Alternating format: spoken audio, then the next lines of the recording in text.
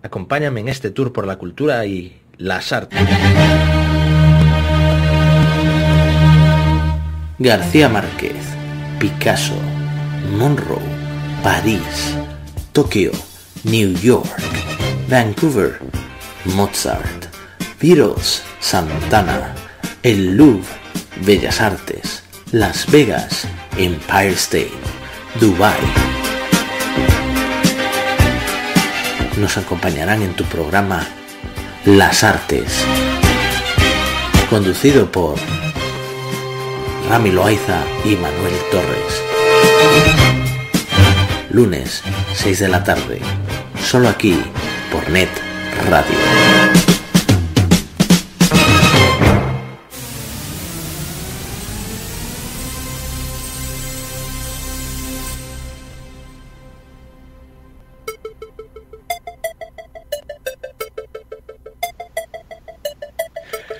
Buenas tardes, queridos amigos, una vez más, una semana más, aquí estamos, Rami y yo, en nuestro programa de Las Artes, con Checo a los mandos y Rami y yo, pues aquí un poco compartiendo el volante, ¿verdad, Rami? Buenas noches, México, buenas tardes, Vancouver, buenos días, Europa, aquellos países donde nos escuchen, ya sea en vivo o en diferido. Muchas gracias como cada martes por dejarnos entrar hasta sus hogares, hasta sus oficinas, a sus coches y permitirnos aquí estar transmitiendo este maravilloso programa de Las Artes. Es un privilegio estar contigo, Manu, un privilegio estar contigo, Checo, muchas gracias. Saludos a toda la gente que nos escucha, a mi mamá, ahorita que estamos escuchando al Tri, como decía Alex Lora, mamá, prende la radio, pues mamá prendió el teléfono, ya nos está escuchando por ahí mi mamá, saludos a mi mamá, y saludos a toda la gente que nos hace el gran honor de escucharnos cada martes y en diferido aquí en Net Radio Online. Claro que sí, aquí estamos otra vez, de nuevo, como cada semana, con un programa de arte. Y tenemos varios temas así de los que vamos a hablar, ¿verdad, Rami? Vamos a hablar un poco de las relaciones, un tema un poco complicado para alguna gente, un poco, no sé si va a ser un poco sketchy, ¿no? ¿Verdad? Un poco así. Pero bueno, vamos a hablar un poco de la relación entre las drogas y el arte, ¿verdad? Sobre todo porque recientemente se estrenó la segunda parte de Trainspotting 2. Bueno, tú, Rami, has visto la primera, ¿verdad? Sí, a mí me pareció... En su momento cuando la vi, no la vi cuando la estrenaron, porque la estrenaron por ahí del 95, 96, si mal no me falla la memoria. No la vi en ese momento, la vi ya varios años después.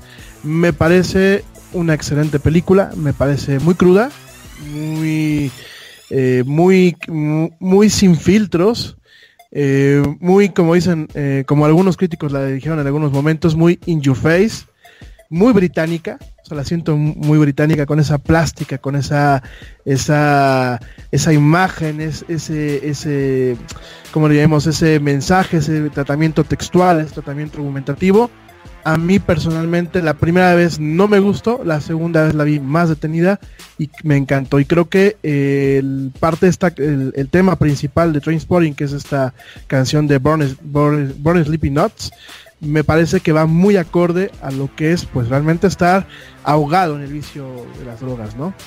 Efectivamente, ¿no? Es una película, bueno, la segunda parte simplemente es una continuación de lo que les sucede a los personajes, pues 20 años después, ¿no? Simplemente es como cuando tú visitas a un amigo que hace mucho tiempo que no lo has visto y, bueno, y es un poco, a ver, pues ¿qué tal te va la vida? Bueno, pues aquí estamos, aquí seguimos, al pie del cañón, vamos tal, bueno, ha habido tal, ha pasado esto otro, pero bueno, pero no es tan impactante obviamente como la primera parte, ¿no? Que es de la que vamos a hablar principalmente, porque la primera parte sí fue muy impactante por lo que efectivamente ha dicho Rami, ¿no? Por esa crudeza, ya no solo textual, sino, o sea, esa forma que tiene un poco el cine británico como de hacer honor a la realidad, ¿no? Ese compromiso con la realidad, ese compromiso con tratar de historias de gente que son casi, a veces da la sensación de que estás viendo casi apenas un documental, ¿no?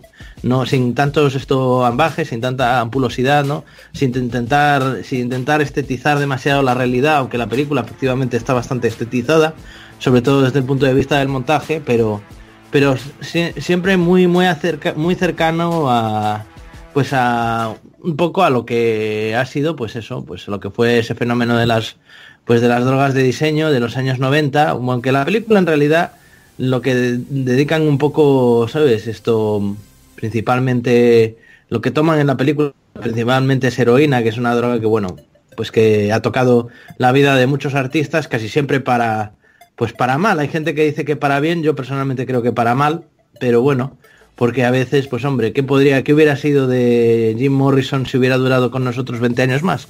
Pues hubiéramos tenido 20 años más de Jim Morrison, en vez de haber tenido, pues, un par de discos maravillosos. ¿O qué hubiera pasado si hubiéramos tenido durante más tiempo a Jimi Hendrix?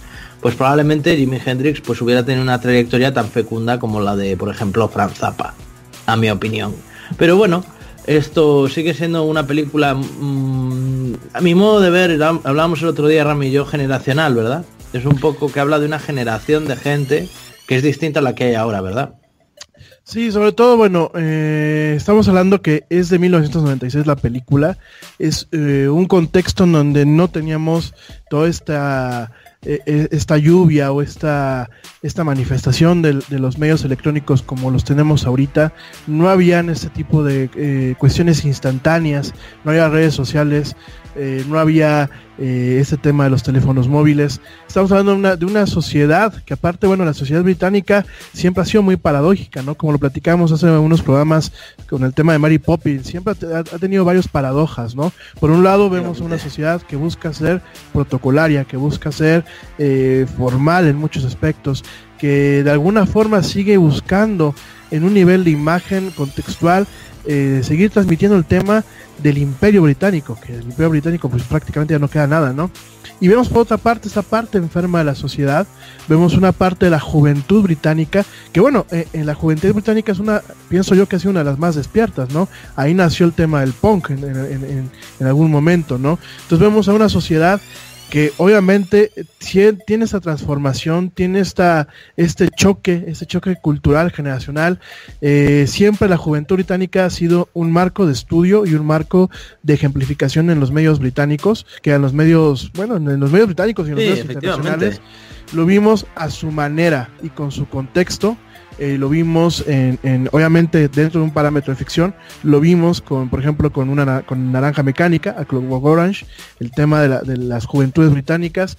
Lo vimos también en un contexto muy aplicado a un pueblo carbonero, con Billy Elliot, y estamos viendo esta parte más oscura, más densa y más real con este filme de Danny Boyle, que bueno, pues nos plasma una realidad muy cruda, ¿no? De la drogadicción en el Reino Unido, en la juventud, ¿no? Yo por ahí hace algunos años leía que en muchas tiendas, tanto en Londres como en algunos pueblos ahí en el Reino Unido, afuera ponían unas bocinas y generaban un ruido que era el ruido de mosquito, que solamente un cierto oído, el oído de los jóvenes, podía escucharlo, ¿no? ¿Por qué? Porque durante mucho tiempo se dio mucho el tema de la vagancia de estos chavos que están afuera de las tiendas o que están afuera principalmente vagabundeando, como con un fastidio de la tranquilidad que viven en su vida, ¿no? De hecho, por ahí sacaban el estereotipo del clásico, como decían en España, paleto, aquí lo decimos un poco como naco, joven británico, que salía con su cachucha de Burberry, salía con una camisa de franela, salía con algunos piercings, y de alguna forma, pues, vagueaban. O sea, era el muchacho que muchas veces venía de clase acomodada, que estaba fastidiado de la tranquilidad, pues que de alguna forma hoy vivía, ¿no? Y lo vemos mucho en el tema de Trainspotting, ¿no? Porque realmente, pues Mark Renton y sus amigos, los personajes que salen ahí, que en este caso son encarnados por Ewan McGregor, por Ewan Brenner, por Johnny Lee Miller, estamos viendo a personajes que realmente no vienen de familias totalmente caóticas, vienen de familias relativamente estables. Y estoy entrecomillado, de clase ¿no? media. De clase media, ¿no? Sí, sí. Es que un poco, esto también, bueno, hablando del movimiento punk, es que el movimiento punk nos da para un programa y más de uno, ¿eh? Un poco, es que hay que ponerse muy dentro del contexto, como tú dices, si haces bien en contextualizar la película, porque es muy difícil. Yo cuando vi la película aquí me llamó la atención de que solo la ponían en un cine como un poco independiente, ¿no? Como en una sala mayoritaria, y esto en Europa igual, pues hubiera sido un acontecimiento, ¿no? ¿Sabes? La segunda parte de Trainspotting, que es una película que, pues que la gente de mi generación, por lo menos, que yo tengo 34 años, sí se movió para verla, sí que, bueno, yo me la he comprado incluso, yo creo que varias veces, yo creo que la tengo en Blu-ray y en DVD también, ¿sabes? Y me llama mucho la atención eso un poco, ¿no? Quizá el hecho es como si, pues es que claro, a la gente en Europa quizá hemos tenido, ¿no? Un poco esa desilusión de que ¿no? De que, pues después de la Segunda Guerra Mundial, como ese hastío, ¿no? De la historia, de que ya no puede haber más, simplemente estás como un poco como renqueando para vivir, ¿no? Incluso la gente joven ya sabe que no puede aspirar a más, tiene un poco ese techo, ¿no? De la generación anterior, la generación anterior, los baby boomers, sí que, pues bueno, pues pensaban que, bueno, pues había pasado la Segunda Guerra Mundial, pues entonces ahora iba a haber un mundo nuevo, ¿no? Un mundo nuevo que ellos iban a ser, pues los que lo iban a hacer, ¿no? Porque eran la generación del futuro. Y bueno, esta película está un poco a caballo entre los millennials y un poco la generación X, ¿no? La primera, la de Trainspotting, ¿no? Y es una generación que obviamente pues pasó la guerra de Vietnam, pasó, bueno, en Inglaterra pues pasó el conflicto de las Malvinas, pasó toda la época de Thatcher siendo jóvenes, ¿no? Y todas las, pues hablábamos de Billy Elliot, ¿no? Pues Billy Elliot habla de cuando se cerraron las minas, ¿no? Y cuando el Estado británico dejó de subvencionar parte de la industria porque consideraba que no era rentable, y efectivamente pues no lo era, ¿no? Entonces hubo una serie de cambios sociales y como hablábamos antes, ¿no? Dejó de ser un imperio, ya no había más, ya lo siento, tuvisteis vuestro momento de gloria ha pasado, ya no estáis en ese momento, ya no sois la cima del mundo, ahora simplemente sois pues un país más, ¿no? Y un poco a estos jóvenes, como tú has dicho, ¿no? Esa educación británica, ¿no? De que sois lo mejor, sois británicos, ¿no? Pues un poco les ha dejado como un poco como que eso, como una especie de mentira, ¿no? Como una especie de lavado de cerebro con el que se tienen que enfrentar. De hecho, llama mucho la atención, voy a hacer un inciso político muy escueto, llama mucho la atención que, por ejemplo, el Brexit lo hayan apoyado mayoritariamente gente mayor y haya estado en contra mayoritariamente gente joven de 35 para abajo, ¿sabes? O sea, de 35 para arriba y de 40 para arriba han votado mayoritariamente a favor del Brexit, y la gente joven de 40 y menos, todos han votado a favor del Remain. Y ha sido un resultado realmente escueto, ¿eh? No nos olvidemos que han sido 52-48. Pero bueno, llama la atención, ¿no? Porque todavía, pues la sociedad británica está un poco todavía enclavada, ¿no? En eso, en esa sensación de que nosotros somos grandes, nosotros somos Inglaterra, pero ya no son, pues no son, por ejemplo, yo qué sé, no son Estados Unidos, ¿no? Por poner un país que también está un poco en declive.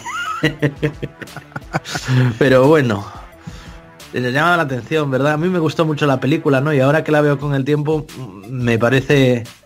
Bueno, pues la película, la segunda, no me parece nada reseñable. Simplemente es lo de si te has visto la primera, pues si quieres más, pues te ves la segunda, ¿no? O por lo menos saber qué les pasó después, ¿no? Pero desde luego la primera sí que es una película que a mí me llamó mucho la atención y me dejó mucho... Me cambió un poco... Bueno, fue una película generacional, ¿no? Efectivamente, podríamos decir. Creo que es una película que ha envejecido bien.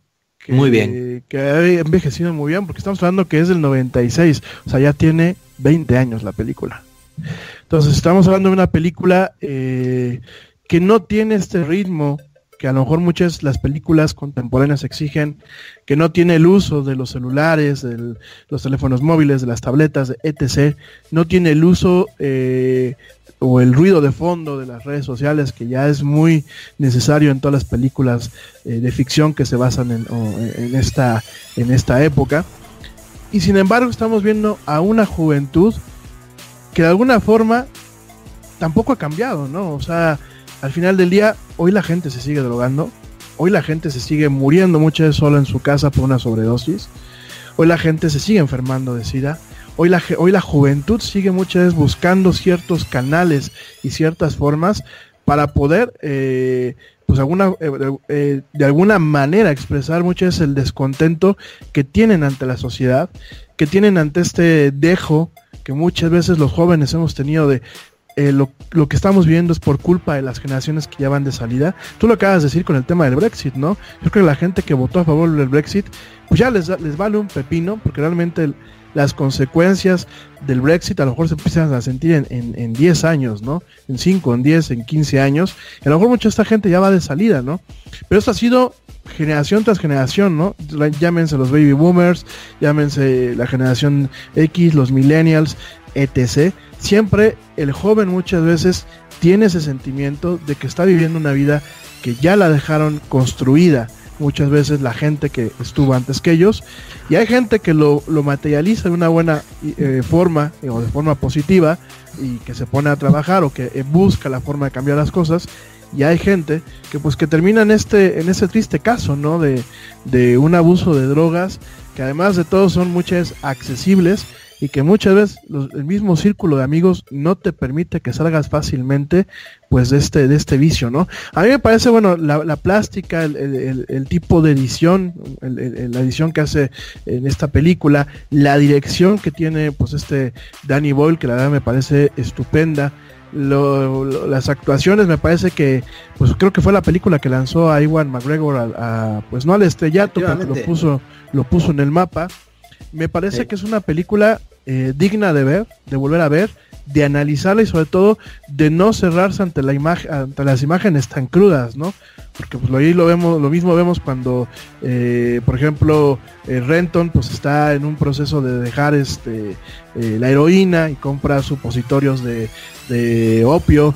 Vemos a alguien que muere pues, de toxoplasmosis prácticamente en su cama llena de caca de gatos. O sea, vemos una estética muy cruda, muy oscura, muy realista de lo que es cotidianamente pues una situación así, sin como lo dijimos antes, ¿no? Sin filtros, sin esos matices que muchas veces Hollywood busca, sin ese velo de pues sí, te estoy pintando una realidad muy negra, pero pues hay esperanza, ¿no? Aquí sencillamente te estoy pintando la realidad como es, y tú sabes como audiencia si ves algo, el atisbo de luz en lo que estás viendo, o piensas que es una generación perdida, ¿no?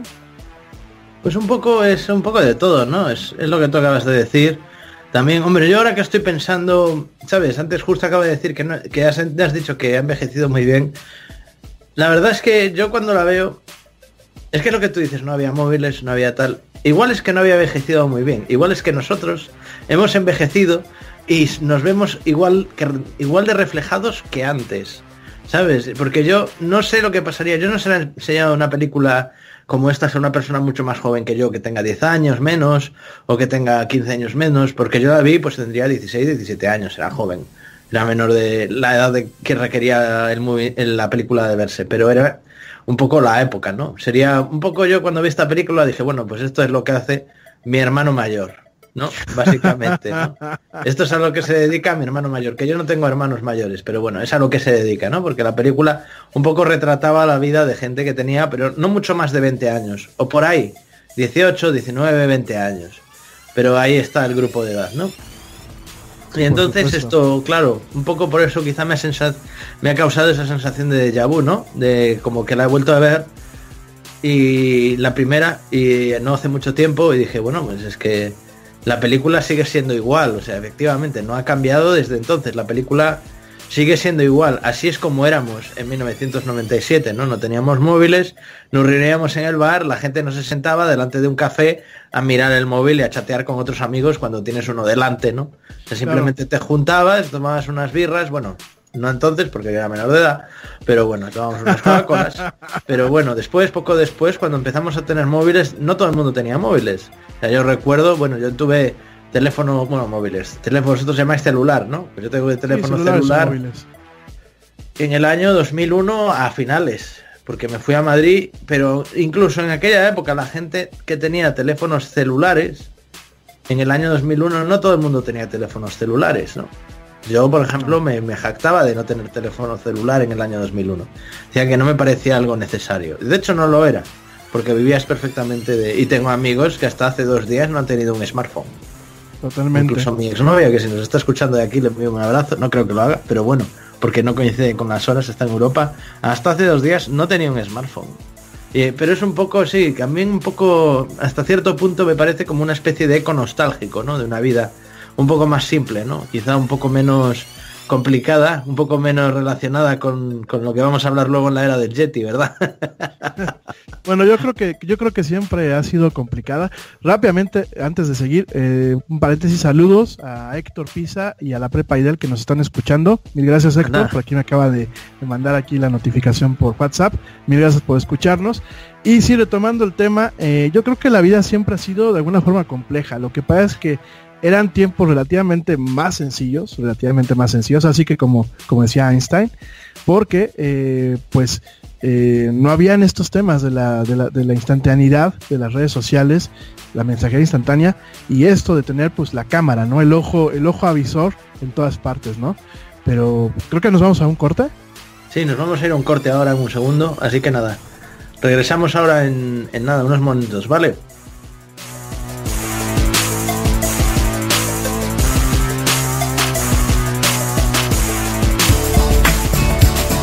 Net Radio Online.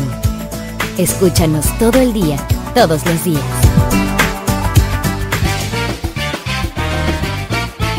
¡Qué bien! La hora del lunch. Y la pregunta de siempre, chicos. ¿A dónde vamos a comer? Ven a Playa Tropical, el mejor restaurante mexicano en New Westminster, en el 334 de la calle 6. Pozole, menudo y lunch special todos los días. ¡Flautas! ¡Enchilada de camarón y ceviche de pescado! ¡10 variedades de tacos! ¡Qué rico! Música en vivo viernes y sábado. Prueba la bebida de la casa, nuestra deliciosa Tropicadita. Música, sabor y hospitalidad mexicana. Playa Tropical. Menciona este anuncio y en la compra de tu mío un jarrito gratis. Continuamos en nuestro tour por las artes. Regresamos. Estás escuchando Net Radio Online.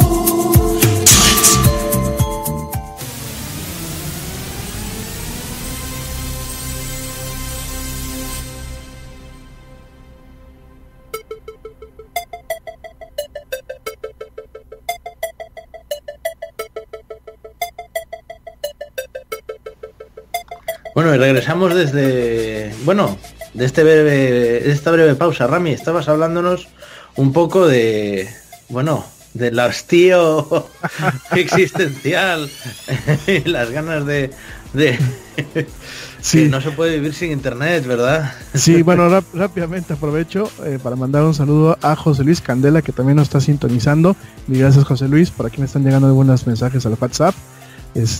Sí, mira, realmente el hastío existencial pues existe de toda la vida, ¿no? Yo creo que las juventudes han buscado diferentes formas de manifestarse, de proyectarse, algunas muy autodestructivas, ¿no? Como es el consumo amplio de las drogas, ¿no? Y bueno, creo que ya para puntualizar con el tema de Trainspotting, creo que esto es lo que marca, ¿no? No solamente el uso per se de las drogas, sino el hastío que en aquel entonces realmente tenían los ingleses. Yo creo que la juventud inglesa pues va a tener un nuevo tipo de hastío, más notable, más transmitible, más medible por todo este tema de las redes sociales, del internet, de la accesibilidad del internet, porque no solamente son redes sociales, uno piensa que las redes sociales han venido a revolucionar el mundo y no es precisamente, ¿no? Ya desde el 2000 tenemos un internet que se ha vuelto capaz de absorber contenidos que la gente va subiendo, no con la facilidad que tenemos hoy en día, pero sí con esos tintes, ¿no? Los inicios del blogging, el tema de los sitios web personales, con aquella página que se llama GeoCities. Oh my goodness, GeoCities. Sí, ya tiene un rato, ¿no? Ya platicaremos a lo mejor después de eso en el Yeti. Pero artísticamente, bueno, realmente hemos visto que la juventud pues siempre ha tenido estos canales, ¿no? Y bueno, las drogas en el cine pues es algo que es inherente muchas veces, ¿no? Es parte de algo, ¿no? Pues de capturar muchas veces la vida misma, ¿no? Pienso yo. De forma muy humilde. Por ejemplo, pues hay películas como Requiem por los sueños, sin ir más lejos. Sí, Requiem por los sueños sería como la otra cara de la moneda de Trainspotting, ¿no? Además ¿sí? Es una película que salió poco de tiempo después, ¿no? Requiem por un sueño es una película como tremendamente... Trainspotting es como la fábula alegre, ¿no? Como que, bueno, pues los buenos acaban bien, los malos acaban mal, ¿no? Y Trainspotting es así, ¿no? O sea, ¿sabes? O sea, este es un personaje y es un poco ¿cómo se diría un poco? Pues es como un poco un buscavidas, ¿no? Y Requiem por un sueño simplemente es al contrario. El que no haya visto Requiem por un sueño es la segunda película de Darren Aronofsky. En inglés se llama Requiem for Dream.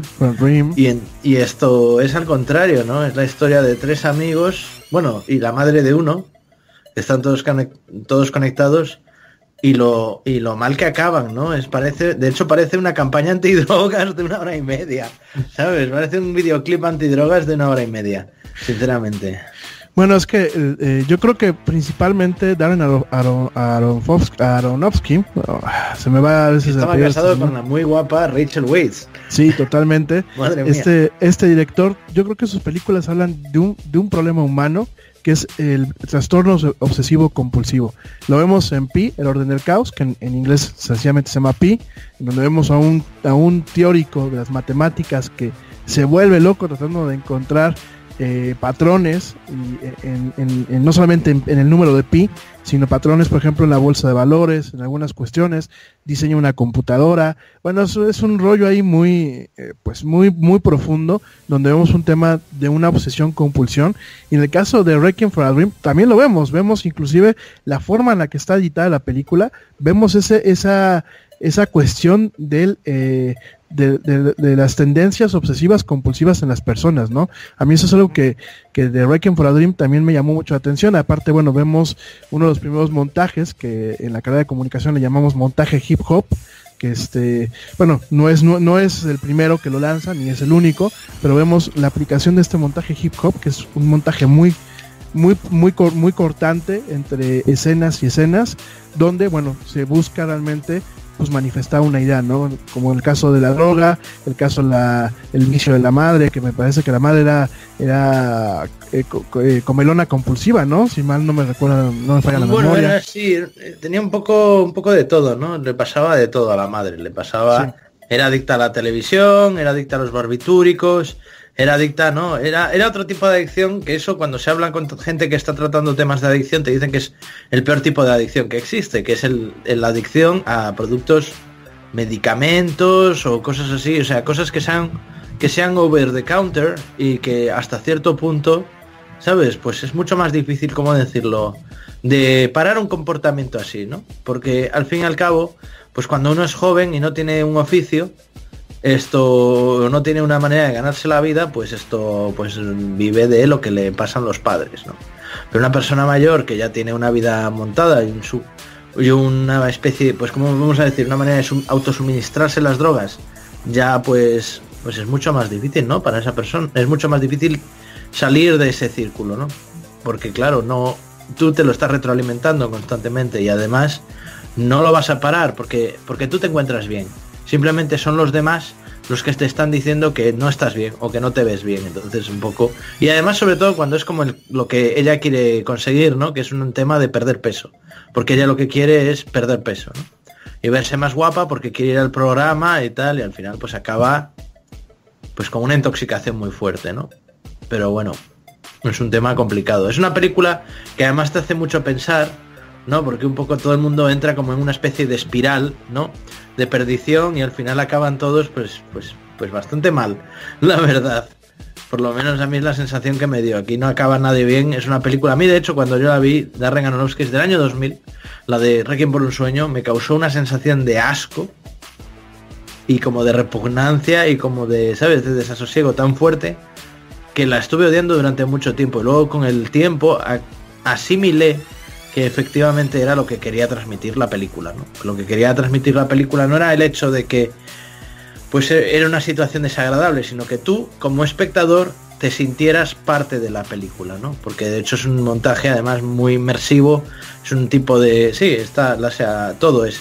Lo que hace y lo que intenta la película en todo el rato es que te introduzcas dentro de la película, ¿no? Un poco... Y que empatices con lo que te está contando y lo consigue con creces hasta el punto de que pues sales de la película sintiéndote mal, ¿sabes? Y por eso digo, es como una especie de documento, ¿sabes?, de anuncio contra las drogas, como de campaña antidrogas de 101 minutos, porque dura 101 minutos. Pero sí, bueno.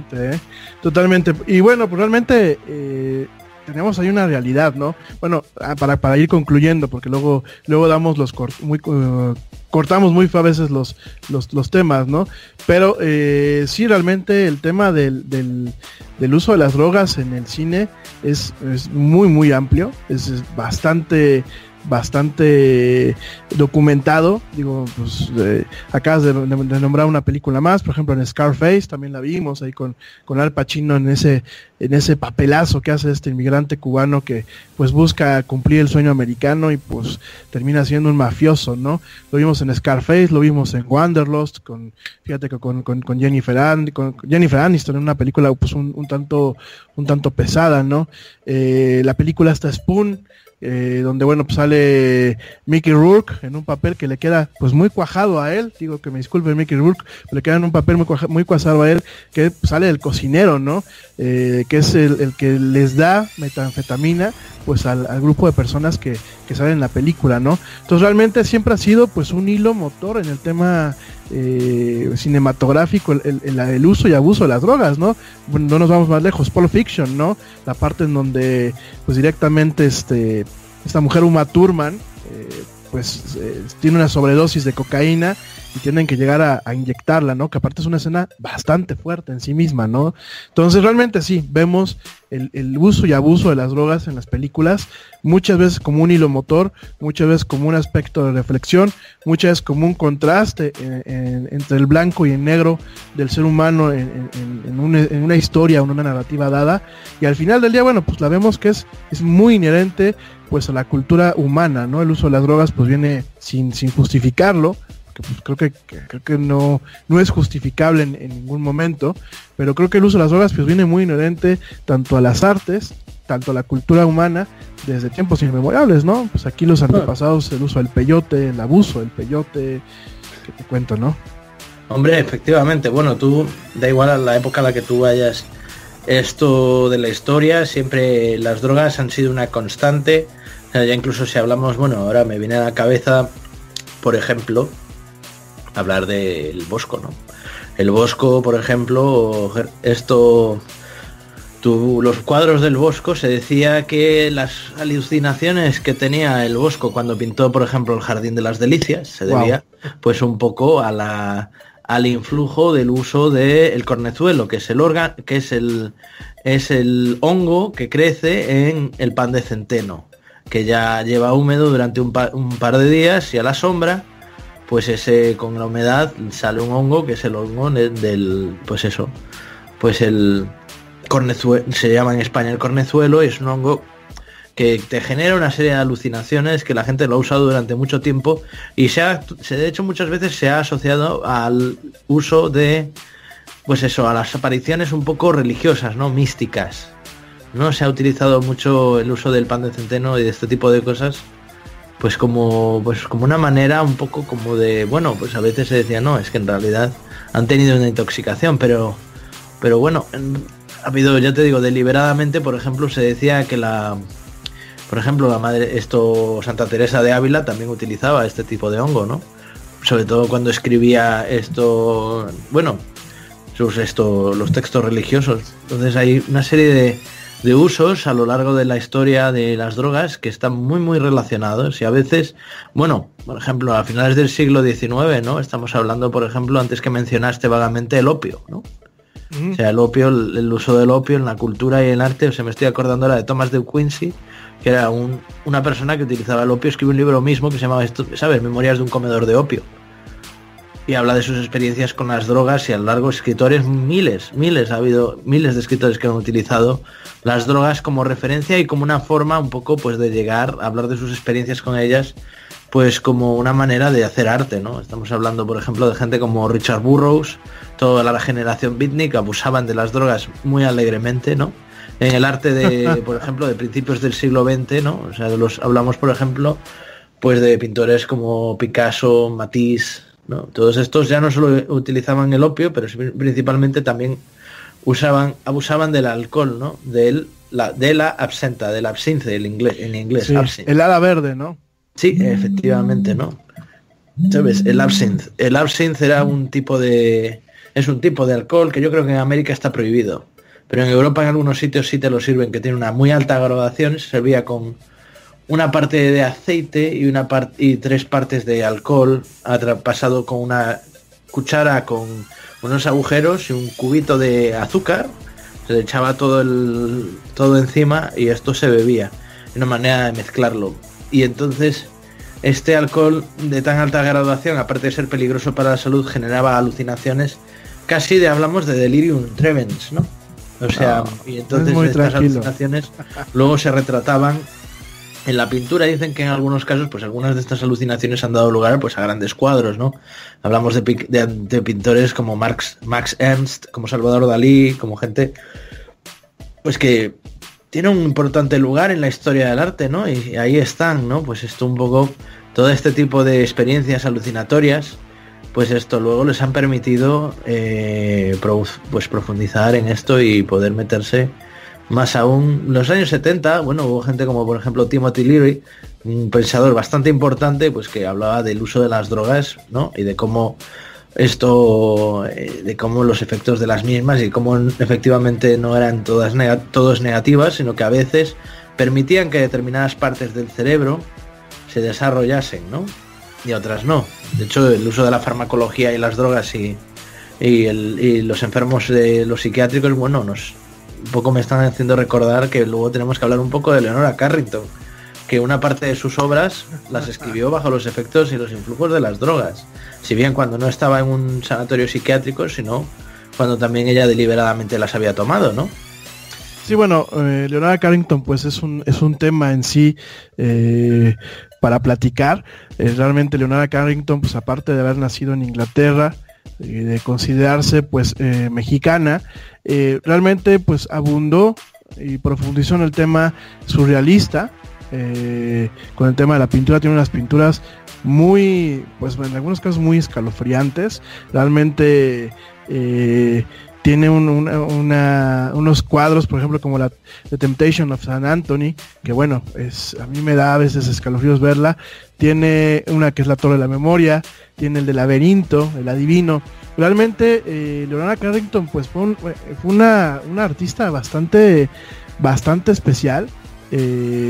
Más allá de ser mexicana y más allá de ser latina, convivió con personajes pues del movimiento surrealista como Joan Miró y André Breton. También obviamente convivió con Pablo Picasso y Salvador Dalí, todos estos en el café Les Dos Magots en Francia. Y además del tema de pintura, también escribió bastante. Logró transmitir traducir esas cuestiones del surrealismo, las logró plasmar pues de una forma muy precisa, muy amplia en algunas de sus prosas, en algunos de sus libros.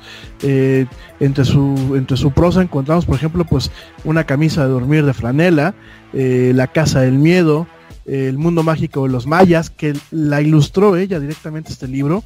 Tiene ilustraciones de esta mujer. La dama oval, historias surrealistas, La puerta de piedra, El séptimo caballo, Conejos blancos. En general, bueno, tiene unas obras muy buenas, pero muy escalofriantes, ¿no? No vemos a una mujer, perdónenme si ofendo a alguien con lo que voy a decir, no vemos a una mujer enferma como Frida Kahlo, con un tema de una tristeza clínica, una depresión clínica, pero sí la vemos con un tema pues de abuso de drogas, de un tema de una desestabilización totalmente psíquica, ya no solamente en un tema de depresión, sino realmente decían que bueno, tenía paranoia, que quizás padecía de esquizofrenia. Estuvo internada mucho tiempo en el Hospital Psiquiátrico de Santander. Realmente, bueno, vemos a una mujer no con pues con esa tristeza que a mí me transmiten los cuadros de Frida Kahlo, pero sí con este terror que muchas vive uno en la prisión de uno mismo, ¿no? Sobre todo cuando tienes una patología mental y cuando estás reforzando esa patología, pues con el abuso de las drogas, ¿no? Efectivamente, ¿no? O sea, aparte hay que hacer un inciso, ¿no? En un tema, y es que hay que hacer incidencia en un tema. O sea, el tema de que, bueno, evidentemente, o sea, a Frida Kahlo ¿sabes? Esto a Diego Rivera y a toda esta gente, un poco les baña la misma, o sea, todos vienen de una misma fuente, ¿no? Del surrealismo, ¿no? Estamos hablando siempre del surrealismo, pero el surrealismo, hay varias corrientes dentro del surrealismo, unas que hacen más incidencia en la fantasía y otras que hacen más incidencia en lo real, pero en una interpretación de lo real no plegada a la realidad, ¿no? Entonces, a veces uno tiende a pensar que el surrealismo simplemente es esto, pues una fantasía, ¿no? Entonces, cualquier cosa, uy, qué surrealista, no. El surrealismo, hay una parte del surrealismo que estaba tremendamente interesada en lo antropológico, ¿no? Entonces, Leonora Carrington sí tiene ese interés en lo antropológico tremendo, ¿no? O sea, sobre todo lo ves a lo largo de sus cuadros, ves una incidencia tremenda en el signo como algo, como en la metáfora, como algo metafísico, ¿no? O sea, ella utilizaba, cuando se refería a su padre, hablaba de él como Lord, ¿no? Como señor, y hablaba de su familia, se refería a ellos como la familia Candlestick, ¿no? La familia, vela de, ¿sabes? Sí, vela de cera. Sí, vela de cera, ¿no? Entonces, ella utiliza una serie de símbolos personales, ella crea un universo personal en algunas de sus obras, en donde utiliza un lenguaje propio, ¿no? Estaríamos hablando como una especie de, como si fuera una novela con clave, ¿no? Un roman à clef, ¿no? Una novela con llave, en donde uno, pues, si no sabe de lo que se está hablando, no sabe lo que se está diciendo, entonces simplemente se queda fuera del cuadro, y eso pasa mucho con la obra de Leonora Carrington, ¿no? Cuando uno no conoce los símbolos, cuando uno no entiende de cábala, cuando uno no entiende pues de las historias de los mayas, ¿no? Cuando ella hablaba a ella le interesaba mucho el Popol Vuh y todo este tema, pues un poco, yo creo que ella, que era de origen británico, le fascinó México y le fascinó Latinoamérica, pues por toda esa historia oculta y un poco maldita, ¿no? Porque ella venía de una sociedad británica, de la sociedad eduardiana, ¿no? Porque nació en 1917, estamos hablando casi del periodo, finales del periodo, pues un poco las reminiscencias del periodo victoriano, ¿no? ¿Sabes? El periodo eduardiano, que era un periodo marcado, pues un poco por esa, pues un poco por es el Imperio Británico, que ya no es el Imperio Británico de la Reina Victoria, pero sí, sin embargo, sigue teniendo, ¿sabes? Sigue siendo siguiendo una fuerte tradición, y sin embargo está un poco como desconectado de la realidad. Vamos a hacer una pequeña pausa y seguimos hablando un poco de, aquí Rami y yo, de Leonora Carrington. Ya volvemos.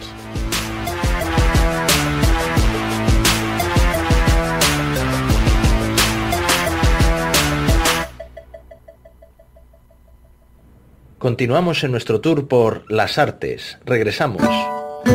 ¿Tienes un antojo de un pastel tres leches? Un pie de queso con elote probablemente. ¿Qué tal unas galletitas veganas de lavanda o de chocolate? ¿O una deliciosa y sana granola? En Healthy Treats trabajamos con los ingredientes de la más alta calidad y podemos crear cualquier tipo de antojo que tengas. Visítanos en nuestra página web healthytreatsbc.com o llámanos al teléfono 604-441-8502. Recuerda, Healthy Treats tiene algo especialmente para ti. Eternal, la línea de productos de belleza líder en el mercado, elaborados con los más finos ingredientes europeos y patrocinador oficial Miss Universo 2014. Sé parte de este grupo de profesionales exitosos y empieza a ganar dinero ahora. Luce y haz dinero con Eternal. Informes al teléfono 140-8799-0825. Eternal. La revolución digital está aquí. Porque no compite quien no está en todas las plataformas. Panorama Digital con Luis Miguel Salgado. Y un equipo de especialistas te llevarán de la mano a explorar el futuro digital. Panorama Digital. Internet y tecnología con sentido humano.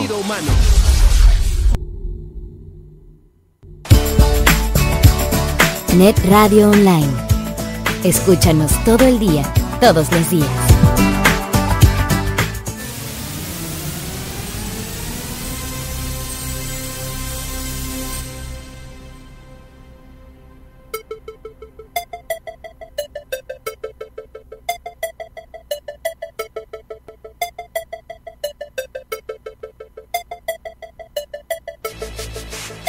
Bueno, y aquí volvemos después de esta pequeña pausa y estábamos hablando de Leonora Carrington.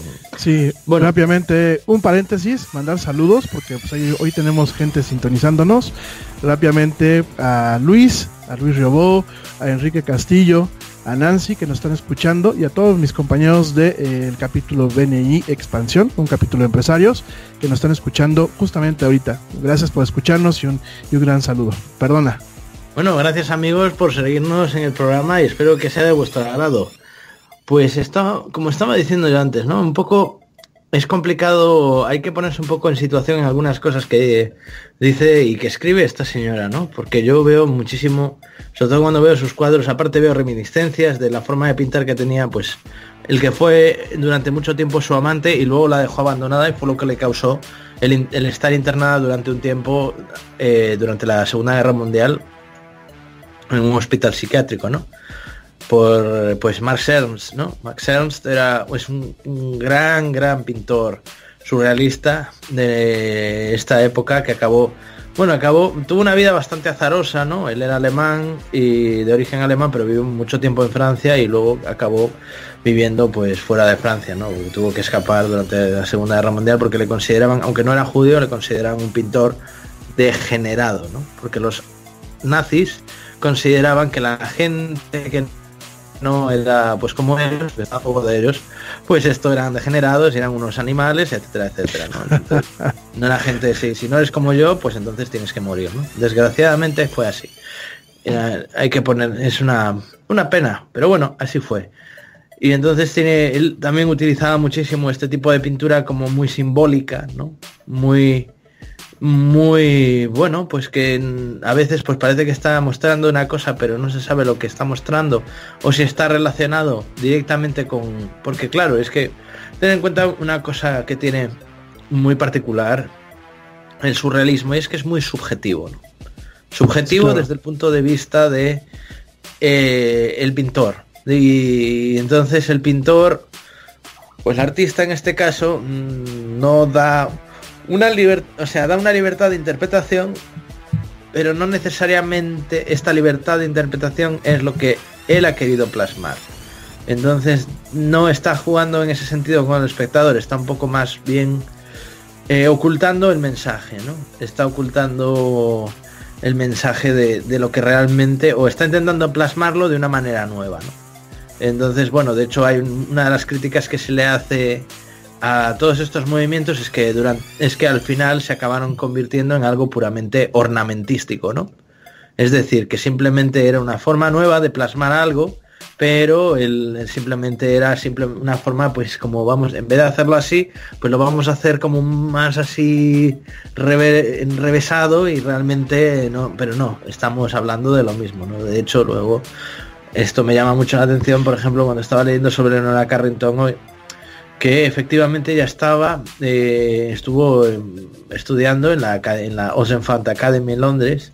Amédée Oxenfant era un pintor que estaba asociado con otro artista que ha sido el arquitecto más importante del siglo XX, ¿no? Que ha sido Charles-Eugène Généré de Corbusier, ¿no? Y entonces estos dos crearon un movimiento que era el purismo, ¿no? Y el purismo huía de las formas cubistas, partía del cubismo, pero huía de la formalización y de la formalidad cubista, y simplemente decía que lo importante era que había que llegar al mensaje sin tener que abigarrar demasiado el tema, sin tener que darle unas 10.000 millones de vueltas a la forma o hacer unos cuadros tremendamente abigarrados, cuando en realidad lo que estás haciendo es simplemente quería buscar pues las formas puras, ¿no? La forma más directa, no tanto a nivel formal, sino la forma más directa de llegar al observador y para conseguir llegar a través de un mensaje, ¿no? Y si esto, en vez de tener que hacer una composición tremendamente abigarrada, pues se podía hacer pues con formas mucho más sencillas, pues ese era el objetivo, ¿no? Y Amédée Oxenfant firma el Manifiesto Purista junto con Charles Généré y luego crean una publicación juntos y bueno, pues los dos empezaron. Donde empieza Le Corbusier precisamente es aquí. Entonces te das cuenta de que al final toda esta gente, Leonora Carrington, Max Ernst, Picasso, Paul Eluard, Bernard Leger, todos los que están, toda esta gente que ha sido muy importante, los artistas más importantes del principio del siglo XX, todos están relacionados. Es como estamos hablando como de un círculo de amigos, ¿no? Y estamos hablando siempre de la misma gente. Es curioso eso, ¿verdad? Sí, a mí, bueno, el surrealismo es uno de los movimientos artísticos que más me han gustado.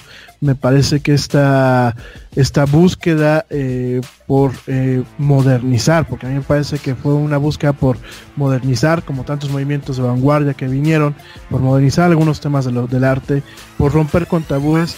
Creo que es algo que me gusta. Creo que el tema onírico del surrealismo también me gusta bastante, y me gusta mucho como, por ejemplo, Apollinaire en un prefacio al drama que se llamaba Las tetas de Tiresias, era un drama surrealista, él escribe y realmente, bueno, pues define lo que es el término surrealista con esta frase que me parece grandiosa, ¿no? Y dice que cuando el hombre quiso imitar la acción de andar, creó la rueda, que no se parece nada a una pierna, y del mismo modo ha creado inconscientemente el surrealismo. Después de todo, el escenario no se parece a la vida, que representa más que una rueda o una pierna, ¿no? Y creo que eso es el tema del surrealismo, ¿no? A final de cuentas, vemos el uso del símbolo, el uso del icono, vemos la profundidad del manejo del onírico, que va relacionado a los sueños, plasmando muchas situaciones cotidianas, ¿no? Ya lo vemos un poco con el tema de Picasso, ya lo vemos un poco inclusive en algunas pinturas de Dalí, en algunas, no en todas, porque en algunas, pues Dalí realmente se redefine a sí mismo. Yo creo que redefine en muchos aspectos, en mi muy humilde opinión, redefine en muchos aspectos lo que es el surrealismo, ¿no? Me viene mucho a la cabeza, por ejemplo, esta pintura de Gran Masturbador, ¿no? Donde pues, realmente vemos a un Dalí que pues redefinió mucho el término. En esa pintura, para mí, humildemente, creo que redefinió mucho el término del surrealismo, ¿no? Creo que va más allá de lo simplemente onírico, y realmente tiene una carga en algo que cuando tú lo ves no sabes a primera ciencia qué es, ¿no? A primer vistazo no alcanzas a definir qué es lo que estás viendo. Realmente el impacto con el espectador muchas veces es... Yo lo veía, por ejemplo, en el Museo Reina Sofía de allá de Madrid, ¿no? La gente, cuando estuvo la exposición de Dalí, me acuerdo que fue una de las pinturas que estaba, pues de alguna forma, de forma predominante, a pesar de que, bueno, creo que está en la colección regular. Y pasaba la gente y veía el título, y solamente se acercaba por ver el título, por el morbo, pues la veía y decía, es que no veo nada. Y sin embargo, cuando ves varias veces la película, que era la pintura, alcanzas a ver toda esa carga iconográfica y simbólica que Dalí alcanzaba a plasmar, y te das cuenta que, bueno, en el Gran Masturbador, pues hay más que solamente el juego de palabras del título de la pintura, ¿no?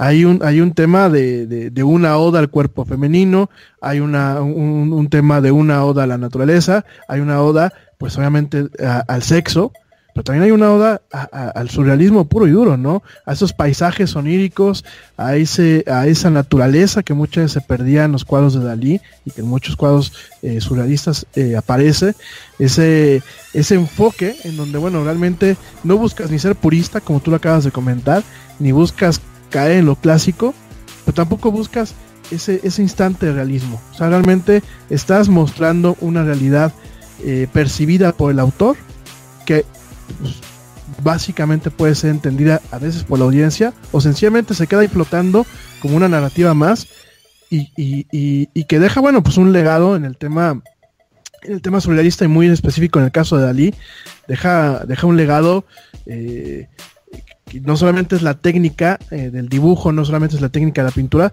sino es la forma en la que él logró introducir un mensaje, que es un mensaje muy definido, pero que puede ser interpretado de diferentes formas dependiendo de la audiencia, ¿no? Habrá quien lo interprete, habrá quien le interese, y habrá quien nunca encuentre los secretos que tanto, pues, cuadros como los de Dalí, cuadros como las del Bosco, que aunque el Bosco no perteneció al surrealismo, es un precedente del surrealismo. A mí el Jardín del Edén me parece un cuadro hermoso, un tríptico que tiene 1000 lecturas, que a mí me gustaría tener una lupa y tener horas sentadas para poderla ver detenidamente. Me parece que en algunos casos es como estos libros de ¿Dónde está Wally?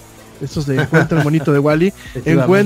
encuentra los íconos, encuentra a los símbolos en el cuadro del Bosco, y también me parece que mucho de Dalí y de muchos de la época del surrealismo tienen esas cuestiones, ¿no?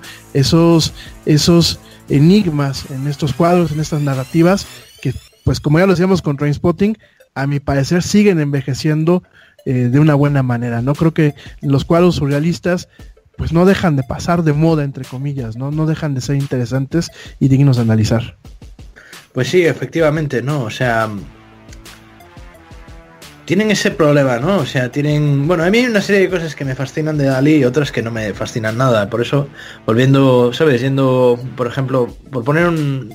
Bueno, es que claro, estamos hablando de Leonora Carrington. Leonora Carrington entendía la sexualidad de una manera totalmente distinta a Dalí, ¿no? O sea, Leonora Carrington entendía un poco la sexualidad como algo menos arquetípico, ¿no? Porque Dalí sí tenía una percepción... O sea, yo lo veo, por ejemplo, en el cuadro del Gran Masturbador, ¿no? O sea, donde aparece pues la mujer sometida a, ¿no? Esto a pues a la voluntad del hombre, ¿no? Un poco tiene ese punto que casi podríamos decir tremendamente anacrónico de forma de pensar, ¿no? Y sin embargo, pues Leonora Carrington, al igual que Frida Kahlo, ¿no? Habla un poco de esa liberación, ¿no? De la mujer y la libertad que tiene y el derecho que tiene a representarse a sí misma como ella desea ser representada, no necesariamente a como los demás o a como los hombres o a como etcétera, etcétera, quieran representarla a ella, ¿no? Entonces, a mí me gusta mucho esa parte del trabajo de la obra de Leonora Carrington, ese empoderamiento de la mujer, cuando efectivamente hay que coincidir, o sea, todo el mundo coincide en que el movimiento pues surrealista pues pecó en muchos aspectos de ser tremendamente machista, ¿no? Porque había una serie de personas que estuvieron involucradas, entre ellas mujeres, que no fueron mencionadas casi nunca, ¿no? Y que sin embargo siempre se habla de Max Ernst, siempre se habla de, pues esto, por ejemplo,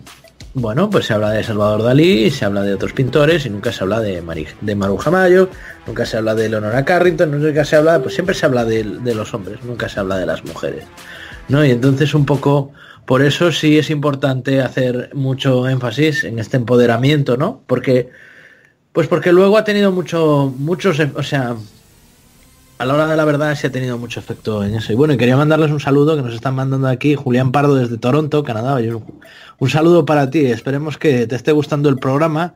Y también otro para Beto Samuel Gómez de Puebla, México. Igualmente, oye, pues esto... Gracias por tu comentario. Gracias por escucharnos y si tenéis alguna idea de algún tema que queráis que tratemos estos días, la próxima semana, pues por favor, sugeridnoslo, que estamos aquí abiertos a toda clase de sugerencias y nos encanta que el público quiera saber nuestra opinión sobre algún tema, pues nosotros haremos una investigación sobre ello y intentaremos un poco contar, si no lo sabemos en el momento, pues contar un poco... pues cómo puede ser o cómo podríamos, por ejemplo, pues hacer un especial de ello, ¿no? Como hicimos con Marilyn Monroe, como hicimos con los Oscars, ¿no? ¿A qué sí, Ramín? Sí, totalmente. Nos lo apoyamos. Y... La verdad es que lo rico de la radio es el diálogo que todavía nos permite hacer con la audiencia, ¿no? Entonces, pues siéntanse libres de acercarse y de comentarnos temas que gustan que investiguemos o que cubramos, ¿no? Aprovecho para mandar saludos a mi amigo Dani de la Vara, desde San Miguel de Allende, que también nos está escuchando. Un abrazo. Y comentarles que a propósito de Leonora Carrington, en México en la Ciudad de México va a haber una exposición que se llama 100 años de un artista, Leonora Carrington. Esta exhibición va a estar integrada por 180 piezas, entre fotografías, esculturas, libros y correspondencia exclusiva de la autora. Y esta muestra va a estar distribuida en la Galería Abraham Sabludowski, en el patio de escritores y vestíbulo del Foro Polivalente Antonieta Rivas Mercado. Entonces, para que lo vayan a visitar, se inauguró el jueves 6 de abril en la Biblioteca de México, completamente, y va a estar hasta el próximo 9 de julio. La gente que nos está escuchando en el DF, aproveche todavía esta semana de Pascua, que no hay tanto tráfico, dense una vuelta. La gente que estamos en provincia, pues bueno, a ver cuándo nos vamos a dar una escapada un fin de semana a verlo. Les repito, va a estar en la Biblioteca de México del 7 de abril al 9 de julio, de 10 a 18:30 horas. La entrada es libre y es justamente una exposición sobre Leonora Carrington. 100 años de un artista, Leonora Carrington. Para que no se la vayan a perder, vale mucho la pena. Para que no solamente lo que le estamos platicando en este espacio radiofónico se lo queden con ustedes, sino que realmente vean esa narrativa que esta mujer tenía y por qué ha sido considerada una gran artista, ¿no? Los grandes artistas no se consideran solamente por moda o por bluff, sino por realmente la esencia que muchas veces tienen todas sus obras, ¿no? Y en el caso muy particular de Leonora Carrington, este entramado que tiene entre la pintura, entre la fotografía, entre la escultura y sobre todo entre su prosa. Este entramado, esta narrativa tan fina, tan minuciosa, tan aterrorizante en algunos aspectos, pero tan rica, que Leonora Carrington pues dejó como legado, pues ya no solamente para los mexicanos, sino para toda la ciudad, todos los ciudadanos del mundo, ¿no? Sobre todo en estas épocas en las que yo creo que ya la mayoría somos realmente ciudadanos del mundo, ¿no? Efectivamente, ¿no? Pues es que ahora ya es muy difícil hablar de, sobre todo cuando se habla de un artista, ¿no? Y de gente que hace arte, pues ahora primero ya, bueno, ya con internet no nos queda ninguna duda, ¿no? O sea, ahora la gente pues puede estar informada como estamos nosotros, esto de pues de todo lo que sucede en otras partes del mundo casi instantáneamente. Y además, o sea, si no fuera por internet, Rami y yo no podríamos tener este programa, ¿verdad, Rami? Así es, les comento a la gente que se conecta apenas aquí a las artes, pues este es un esfuerzo técnico que en otras épocas no se podía hacer, porque pues, yo estoy transmitiendo desde Querétaro, pero realmente nuestros estudios están en Vancouver. Entonces, pues es una maravilla técnica, ¿no? Y bueno, parte de la señal se manda a Colombia, desde donde también se emite. O sea, realmente el esfuerzo técnico parece muy sencillo, pero pues el esfuerzo técnico y humano es tremendo. Es un arte el poder transmitir este programa en sí mismo. Pues efectivamente, ¿no? O sea, gracias a que estamos aquí pues trabajando y gracias a Checo que nos está produciendo el programa, que es el que tiene la infraestructura, pues podemos tener la posibilidad de que toda esta gente que antes igual pues esto pues puede poder hacerlo un poco más fácil, ¿no? Para todo el mundo. Pero bueno, simplemente quería decir una cosa, volviendo al tema de antes.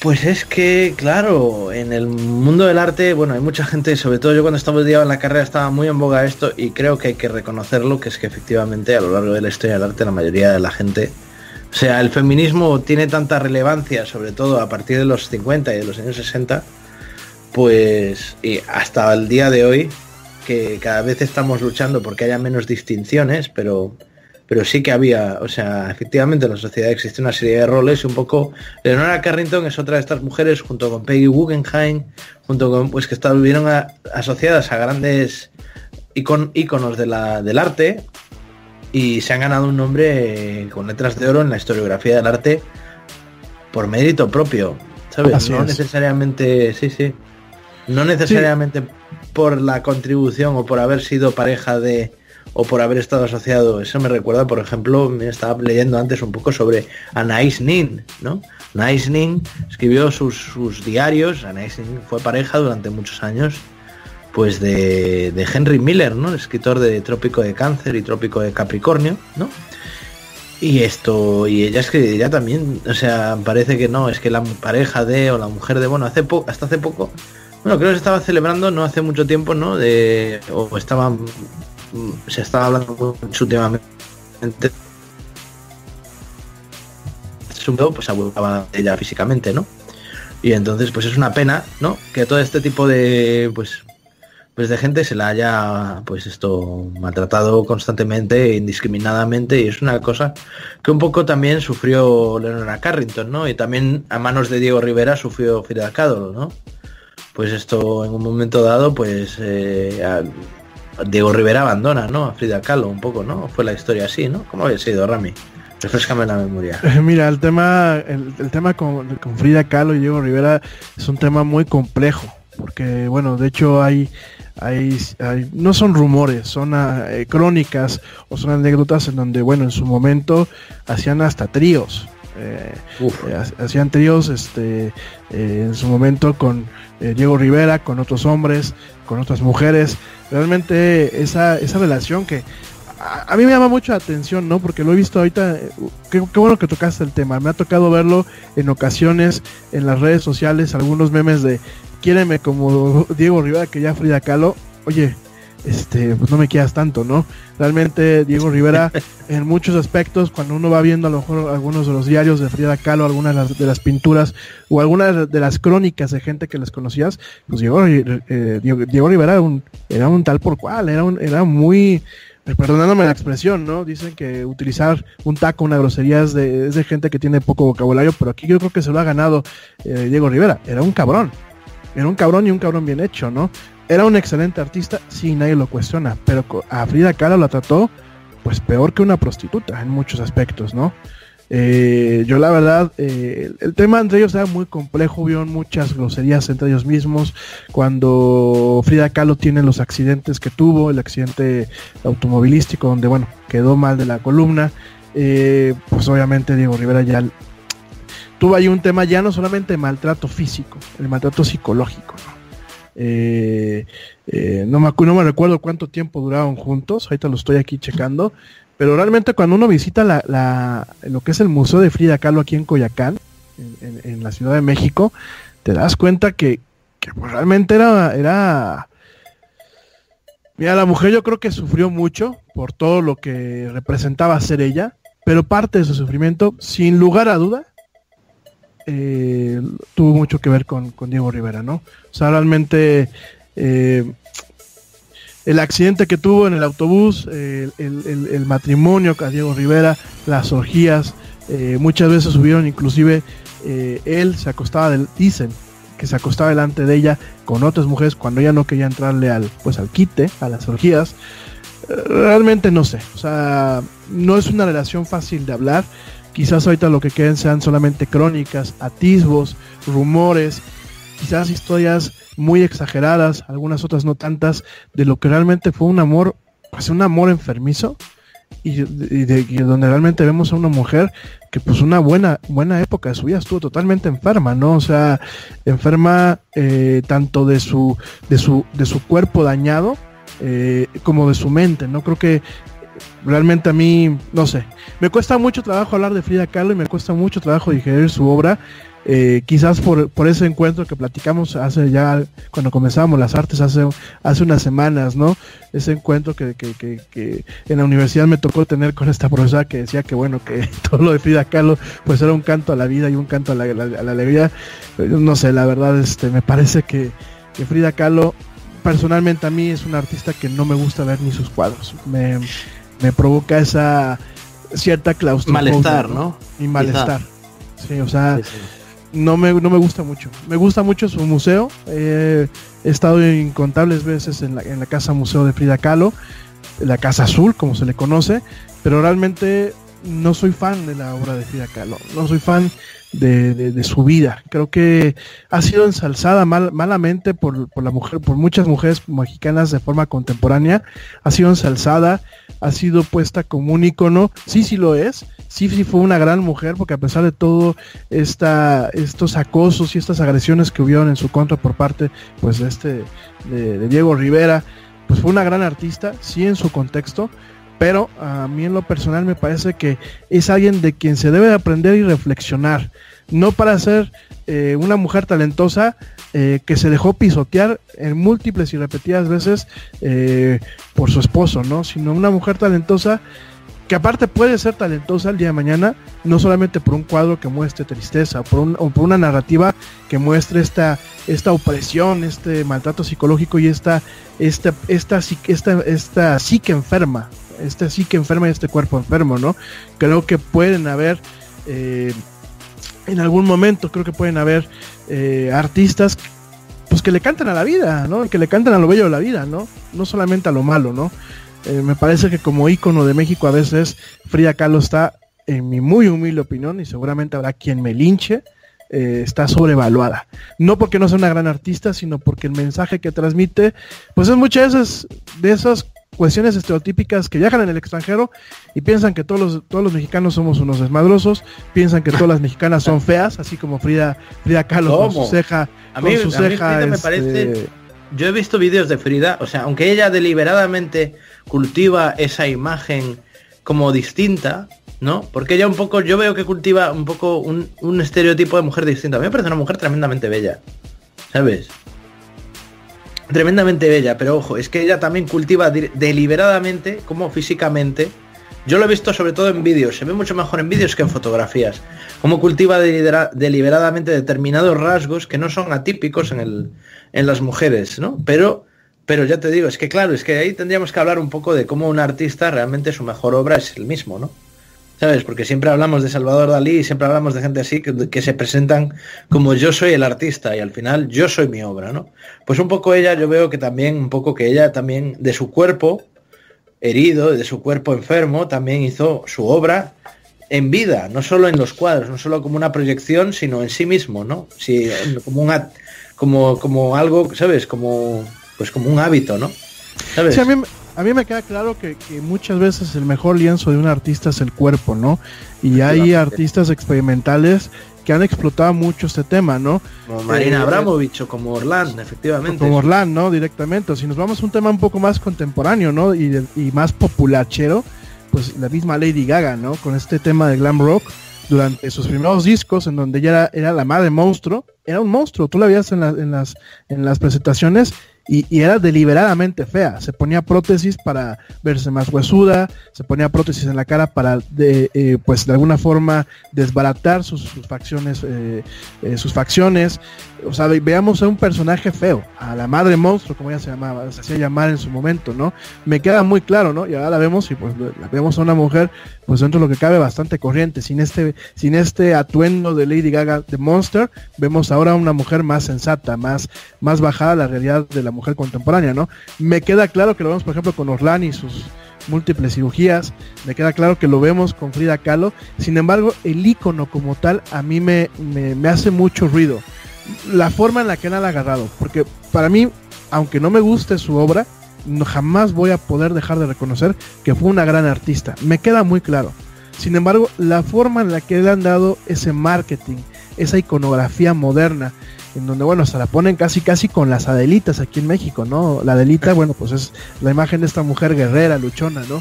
Y ponen a Frida Kahlo a un lado, me parece a veces un tanto aberrante, ¿no? Y me parece que se lucra con este dolor de la victimización que tenemos muchos los latinoamericanos, que nos gusta ser víctimas y lo vemos mucho al momento de pues elevar tanto, en mi muy humilde opinión, a Frida Kahlo, y es donde me hace ruido, ¿no? Creo que América Latina sí se hizo y se ha construido a partir de mucho derramamiento de sangre, a partir de muchas lágrimas, a partir de mucho sufrimiento, pero vaya, que no somos países donde el sufrimiento abunde, somos países de alegría, y el poner en un estandarte, y sobre todo hoy en día ciertos movimientos feministas aquí en México, ciertos movimientos de izquierda, el poner un estandarte a Frida Kahlo por su iconografía y por el estereotipo que en sí mismo formó ella, a mí me parece, en mi muy humilde y respetuosa opinión, no le quiero faltar el respeto a nadie que piense lo contrario, me parece que es aberrante, me parece que es insultante, me parece que están insultando a la mujer mexicana, me parece que están insultando a la mujer latina y me parece que están insultando a las mujeres que son artistas. Esa es mi muy aquí tendríamos que tener una mujer artista que nos diera su opinión, ¿no, Rami? Quizá un poco, y nos dijeras realmente, ¿sabes? Si se sienten insultadas o no. Mira, yo cuando estudiaba la carrera, ¿sabes, querido amigo? Yo la verdad es que no notaba que se sintieran insultadas. Yo lo que notaba, sobre todo, es que, porque es lo que te acabo de decir, ¿no? O sea, esa forma que tiene ella física de... Porque allí, ya te digo, a mí me parece una mujer tremendamente bella que además deliberadamente hace que su aspecto tenga determinada forma.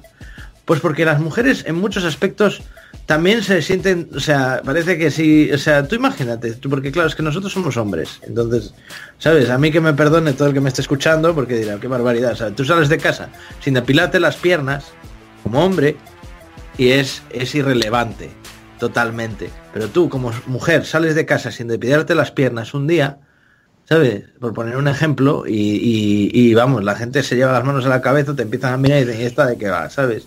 Entonces tienen una serie de condicionamientos que a mí que me respeten, yo me considero feminista, así se lo digo, y entonces y considero que claro, que esto, o sea, yo entiendo, yo no puedo entender, como tú dices, no puedo entender al 100% su argumentario, porque como tú, yo soy hombre, pero hay que entender que ya sí que lo pueden llevar como un estandarte, y bueno, legítimamente. Vamos a hacer una pequeña pausa y seguimos aquí con la polémica.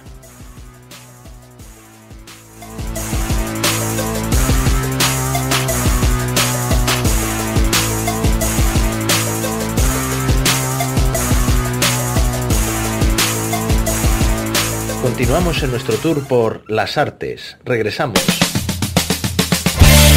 ¿Le preocupa la caída de su cabello? ¿Ya no brilla y luce como antes? No se preocupe más. Sistemas de Tratamiento Monet tiene la solución. Clínicamente comprobado.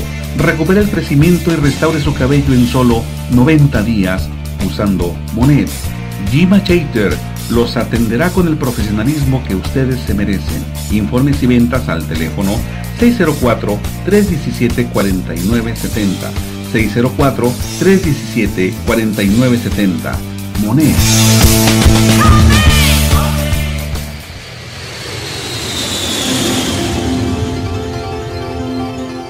Despegamos a la conquista del universo.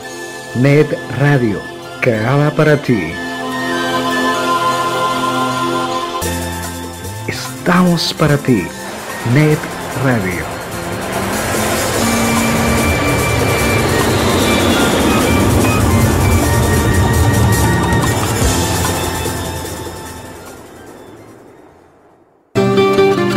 Creada para ti. netradioonline.com.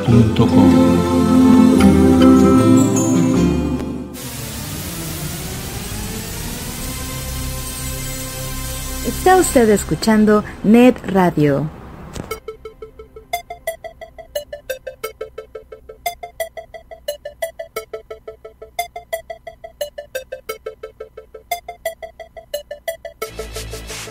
Bueno, y aquí volvemos otra vez al programa de las artes. Estamos hablando un poco pues de Frida Kahlo a raíz de Salvador Dalí, de toda esta gente, de Diego Rivera, un poco sobre el tema de Leonora Carrington, ¿no? Efectivamente. Pero bueno, no sé, a mí, yo durante muchos años tuve una especie como, ¿sabes? Me subía, era como que me daba casi como alergia, ¿no? Cuando estaba en la carrera, ¿no? Mis profesoras, yo tenía unas profesoras que eran activistas feministas, y a veces me sentía hasta insultado y ¿sabes? Y agredido, ¿no? Pero en realidad, o sea, no es una cuestión contra mí, ¿no? Es una cuestión de que efectivamente yo creo que hasta cierto punto sí hay un, ¿cómo decirlo? Sí que les han... Bueno, es que claro, yo no soy... O sea, yo no puedo empatizar 100%, es como decir... Es que claro, o sea... Yo no he estado en Auschwitz, ¿sabes? Yo no he estado... No puedo... O sea, nadie podemos saber. Si uno no ha estado allí, nadie puede saber lo que es. Entonces es muy difícil empatizar con este tipo de cosas, con el sufrimiento ajeno, sobre todo cuando uno no lo sufre. Entonces... Claro, totalmente de acuerdo contigo. Yo lo único que opino al respecto... Y para no tocar temas más escabrosos de los que estamos tocando. No, vamos a tocar temas escabrosos. Yo pienso que tanto, por ejemplo, el feminismo, el machismo, el nazismo, muchas de las cuestiones que terminan en ismo, ya por ser general, son extremos. Yo creo que el punto medio muchas veces es lo ideal. El feminismo, yo voy de acuerdo en la liberación femenina. Me encanta, es más, Dios bendiga la igualdad entre hombres y mujeres. Por favor, soy el primero en estar totalmente de acuerdo en ese tema. Pero ya cuando se ve desde la lupa el feminismo, y que a veces uno dice, pero qué burradas. Digo, aquí en México han habido algunos casos muy penosos del tema del feminismo, pues realmente como lo que es, como un extremo. Al igual que el machismo, también muy penosos. Digo, y bueno, pues el machismo ha sido el pan nuestro de cada día aquí en México y en muchos países de América Latina durante los siglos de los siglos de los siglos, ¿no? Y amén. Bueno, igual que en España, ¿no? Igual que en España. Pero sin embargo, fíjate que aquí digo, y a lo mejor es un poquito por encima de lo que es el tema de las artes. Yo me acuerdo de mi estancia en España, la mujer yo la veía muy despierta, la veía muy liberada, muy segura de sí misma. Bueno, a mí nunca se me va a olvidar en una clase, ¿no? Nunca se me va a olvidar en una clase de estética y apreciación del cine, en donde cometo una burrada, como las que luego cometo aquí en el radio, y digo de un autor. Es el mejor sitio para comentar las cosas y que no se sepan. Sí, ¿sabes? Lo digo abiertamente aquí en porque antena y que a mí me encantó, ¿no? Y fue mi primer contacto con lo que, bueno, pues por lo menos en ese entonces eran mis compañeras, ¿no? Y y me acuerdo que dije una burrada y esta muchacha se para, levanta la mano, se para y respetuosamente, pues como dicen en España, me manda a tomar por saco. Respetuosamente. Fíjate. Claro, respetuosamente. Pero me dijo lo tonto que había sido por equivocarme de autor en una película. Me corrigió con argumentos, con fundamentos, que yo cuando se sentó dije, yo me quiero casar con ella, ¿no? Me puso una reverenda regañiza, por no utilizar otro término, que dije, bueno, pues velate, ¿no? O sea, pues sí tiene razón, ¿no? Yo la veo ya ese tema y no fue la única, me topé con muchas compañeras en la carrera que bueno, le daban las 20 las malas, ¿no? Y no se agarraban a hostias, como dicen allá en España, entre ellas mismas. A lo mejor no era prudente en la universidad, pero a lo mejor por fuera. Pero es que yo las veía muy despiertas, muy, muy de sí mismas, muy con otro chip, que no es que no tengan mis paisanas, porque a lo mejor ahorita me escuchan, salgo de aquí y me atropellan. No es que no tengan mis paisanas, digo, yo adoro a las mujeres y adoro a las mujeres mexicanas, yo de aquí soy, espero casarme con una mexicana algún día, pero sí noto mucho esa distensión, ¿no? Noto mucho ese contraste. Sí, claro, yo sé que España también es un país de machos, México es un país de machos, Costa Rica es un país de machos, Colombia es un país de machos, sin embargo, donde más despiertas me han tocado ver ha sido en España, en este contexto, ¿no? En el contexto de lo sexual, y en el contexto profesional, en el contexto, situacional y social del rol de la mujer en España, ¿no? Por lo menos es lo que a mí me ha tocado ver. Yo no digo que aquí en México no se vea, para nada, no estoy diciendo algo similar, sin embargo, hay más incidencia de la mujer con aquellos bien puestos allá, por lo menos en lo que a mí me tocó vivir, que aquí muchas veces, ¿no? Aquí todas son que de la mamá, que de la abuelita, por ahí me acuerdo de cierta exnovia, que la mamá, la abuelita, esto, aquello, y llega un momento en que pues, se pierden muchas veces en estos papeles, ¿no? O luego se disparan y caen en el ultrafeminismo, ¿no? Y la vista desde los extremos, llámese extremo filosófico, como puede ser el machismo, como puede ser el feminismo, llámese extremo religioso, llámese extremo político. A mí cuando me hablan de izquierdas y derechas, yo pienso que son extremos. ¿Por qué no se puede ir uno al centro, no? Yo creo que de ambas tintes políticos, y no quiero hablar más de política porque estamos hablando de las artes, pero de ambos tintes políticos hay cosas muy rescatables. Yo prefiero el equilibrio, prefiero el balance. Ahora sí, como decía Luke Skywalker en este nuevo tráiler de The Last Jedi, ¿no? Busca el balance, ¿no? The balance. Y me parece que ese es un camino, ¿no? Y creo que, bueno, hablando de este último tráiler, me parece que esta película de The Last Jedi, pues pinta mucho, ¿no? La veo muy prometedora, no sé yo no he visto ni el tráiler, fíjate, Rami, cuéntanos a todos los de las artes cómo es el tráiler, hombre, por favor, danos spoilers. Fíjense que bueno, los que son fans de Star Wars y no han visto el tráiler, shame on you, definitivamente. Shame on me. Shame on you, Manu. Mira, fíjate que el tráiler arranca muy similar a como alcanzó The Force Awakens.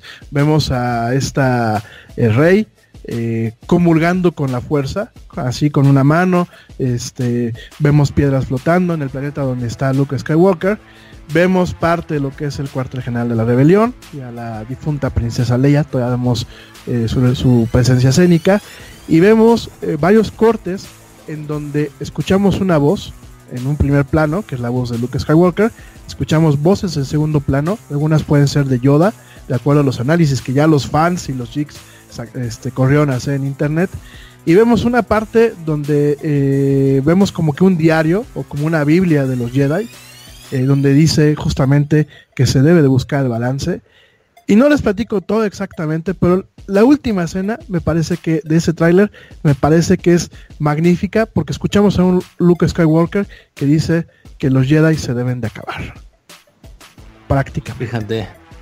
Entonces, al final del día, pues si va ese el camino, el camino que se está tomando en esta nueva línea narrativa de Star Wars, pues para mí me parece muy adecuado, porque los Jedi como orden, era una orden también de extremos, era una orden que no albergaba el que tú te pudieses enamorar de otra persona, ya vimos lo que pasó con Anakin Skywalker, era una orden donde muchas cosas eran muy radicales, era una orden controlada, volvemos a lo mismo, por oligarcas, era una orden de oligarcas que era, pues no era muy progresista, que digamos, sí, eran los buenos de la galaxia, pero tampoco eran muy progresistas y tampoco eran unas peras en dulce. Entonces vemos que a lo mejor viene ahí un rompimiento, ¿no? O una redefinición de lo que realmente debe ser el Jedi, ¿no? Me parece que todo muchas veces, a veces la cultura popular, aunque la gente no lo piense, y aunque a veces la gente diga, no, es que es Star Wars, no, es que es Blade Runner, no, es que es Star Trek, pero mucha es la cultura popular, lo que tiene es la forma en la que emula o en la que plasma ciertos elementos de la vida cotidiana, ¿no? ciertas cuestiones muy tácitas del mundo como va girando, ¿no? Al final del día, bueno, pues muchas veces el cine, por más burdo que sea, puede ser un motor de reflexión, aunque sea de forma muy abstracta, sobre las cuestiones de la vida misma, ¿no? Y sobre todo la problemática geopolítica que se está viviendo ahorita, ¿no? Entonces me parece muy interesante si realmente es el tratamiento y la sorpresa que nos va a dar Disney en diciembre. Me parece que creo que ha superado, en mi muy humilde opinión, creo que ha superado a George Lucas en ese contexto, ¿no? Creo que dejó de ser solamente una serie para nerds o para fanáticos como nosotros, y realmente empieza a tener una serie con tintes muy cercanos a lo que de forma abstracta puede ser considerada la realidad, ¿no? Todo este tema político, ¿no? Todo este tema de los extremos, que no hay que olvidarlo. La orden de los Jedi es una orden de extremos. O sea, son los policías de la galaxia, pero ¿quién los nombró policías, no? Al igual que cierto país, que es el policía del mundo, ¿quién los nombró policía, no? Me parece muy interesante ese contexto, ¿no? Hombre, está bien, sí, es una buena reflexión, ¿no? Me estoy acordando de una gran película de Trey Parker y Matt Stone que se llama Team America World Police. El que no la haya visto tiene que verla porque es una película, es de animación además, con muñecos, y es de animación, es de imagen real, pero es como con marionetas, ¿no? Y esto, pues un poco eso, ¿no? Es el tema de los Jedi y el tema de los Sith y toda esta guerra un poco que se crea a posteriori, ¿no? Porque la realidad es que la película no iba a ir de Jedi y de Sith, iba a ir sobre otro tema, ¿no? Pero bueno, es un poco, sí, es lo que tú dices, ¿no? O sea, bueno, yo que sí estoy familiarizado con todo el universo expandido, que ahora ha cambiado, ya no es el universo expandido, ahora son las leyendas de los Jedi, ¿no? Dicen que ahora es como el universo legendario, ¿no? Y esto en algunas cosas van a cambiar y otras no, pero bueno, que es como el universo, como que son las leyendas de los Jedi, ¿no? Que se dice que fue así, pero en realidad no se sabe exactamente que lo que cuentan son las películas. Pues esto, bueno, habrá que verla. Yo la verdad a mí la de Rogue One sí me gustó, la anterior, El despertar de la fuerza, no me gustó, me pareció decepcionante la película. Y yo creo que, bueno, pues está bien, ¿no? Es una especie de... Pues yo creo que es que ahora las compañías están abusando demasiado de las franquicias, ¿no? O sea, es lo de, ¿te gusta Mario? Te vamos a dar Mario hasta en donde el carnet de conducir, ¿sabes? Es como Nintendo está ahora haciendo lo mismo. Es lo de, ¿te gusta Mario? Pues cómprate la Switch que te vamos a dar Mario para que te aburras. ¿Te gusta Link? Pues vas a tener Link hasta que digas basta, ¿sabes? Y entonces esto, un poco yo creo que es que hay un abuso, ¿no? O sea, de este tipo de cosas, como una sobreexposición, ¿no? O sea, cada año una película de Star Wars, hombre, cada año solía ser un acontecimiento cuando teníamos una película de Star Wars, ¿no? O sea, yo creo que Sí, coincido contigo, perdón que te interrumpa. El cine contemporáneo se ha vuelto un cine de remakes y de realmente de volver vacas sagradas a las franquicias, ¿no? Fíjate que lo hemos visto, por ejemplo, con esta saga de Rápidos y Furiosos, la cual ya se extendió. ¿La has ido a ver? Sí, no me pareció mala. No me pareció mala. ¿Puntos de coeficiente intelectual después de verlo? No, apagué que no me importa lo que diga, escuche la gente del programa, mire, me parecen todas un asco, de verdad. A mí me ha gustado mucho, me causan sarpullidos. A mí me encantan, me gustan mucho las películas. ¿Por qué? Porque vas con una preparación mental en donde te vas a olvidar de las leyes de la física, de la gravedad y del sentido común. Entonces vas a divertirte. Es como ver las películas de Jean-Luc Besson. A mí Jean-Luc Besson me encanta como director. Luc Besson, me encantan sus películas de por ejemplo, El Quinto Elemento, aparte que me pareció una película que su diseño de producción es un arte. Pero por ejemplo me han encantado las del Transportador, así con el tío todo rudo, el Jason Statham, que aparte... yo vi la primera me gustó, la segunda ya no. A ver, las dos me han gustado. Me parece que eso tan exagerado, tan over the top, como muchos lo dicen en inglés, llega un momento en que te diviertes, y en el caso de Rápidos y Furiosos, eso es lo que me gusta, el llegar al over the top, el llegar a situaciones tan exageradas que sabes que jamás en tu vida le podían pasar, pero te diviertes. Es como ver un Star Wars, pero bajado a un tema de tierra, bajado a un tema de coches. Quizás lo único que no me gusta es el soundtrack. Yo personalmente aborrezco el reggaetón. Eso sí, hace que se me caiga el pelo. Pero más allá, al Yeti se le cae el pelo, aunque no lo parezca. Sí, al Yeti le pone reggaetón y suda ácido y se le cae el pelo. Y, es como la kriptonita del Yeti, ¿sabes? Así es. Pero fuera de eso, me ha gustado la película. Tiene algunas cuestiones plásticas unas tomas muy bonitas. Me gusta obviamente todo el trabajo de efectos especiales, no por computadora, sino los efectos especiales prácticos que yo veía de hace dos Rápidos y Furiosos, donde traen una caja fuerte por toda una ciudad, una caja fuerte de banco, y veía el detrás de las cámaras donde tienes a un coche especial que va haciendo las funciones de la caja fuerte y va girando, y a un cuate que lo va conduciendo.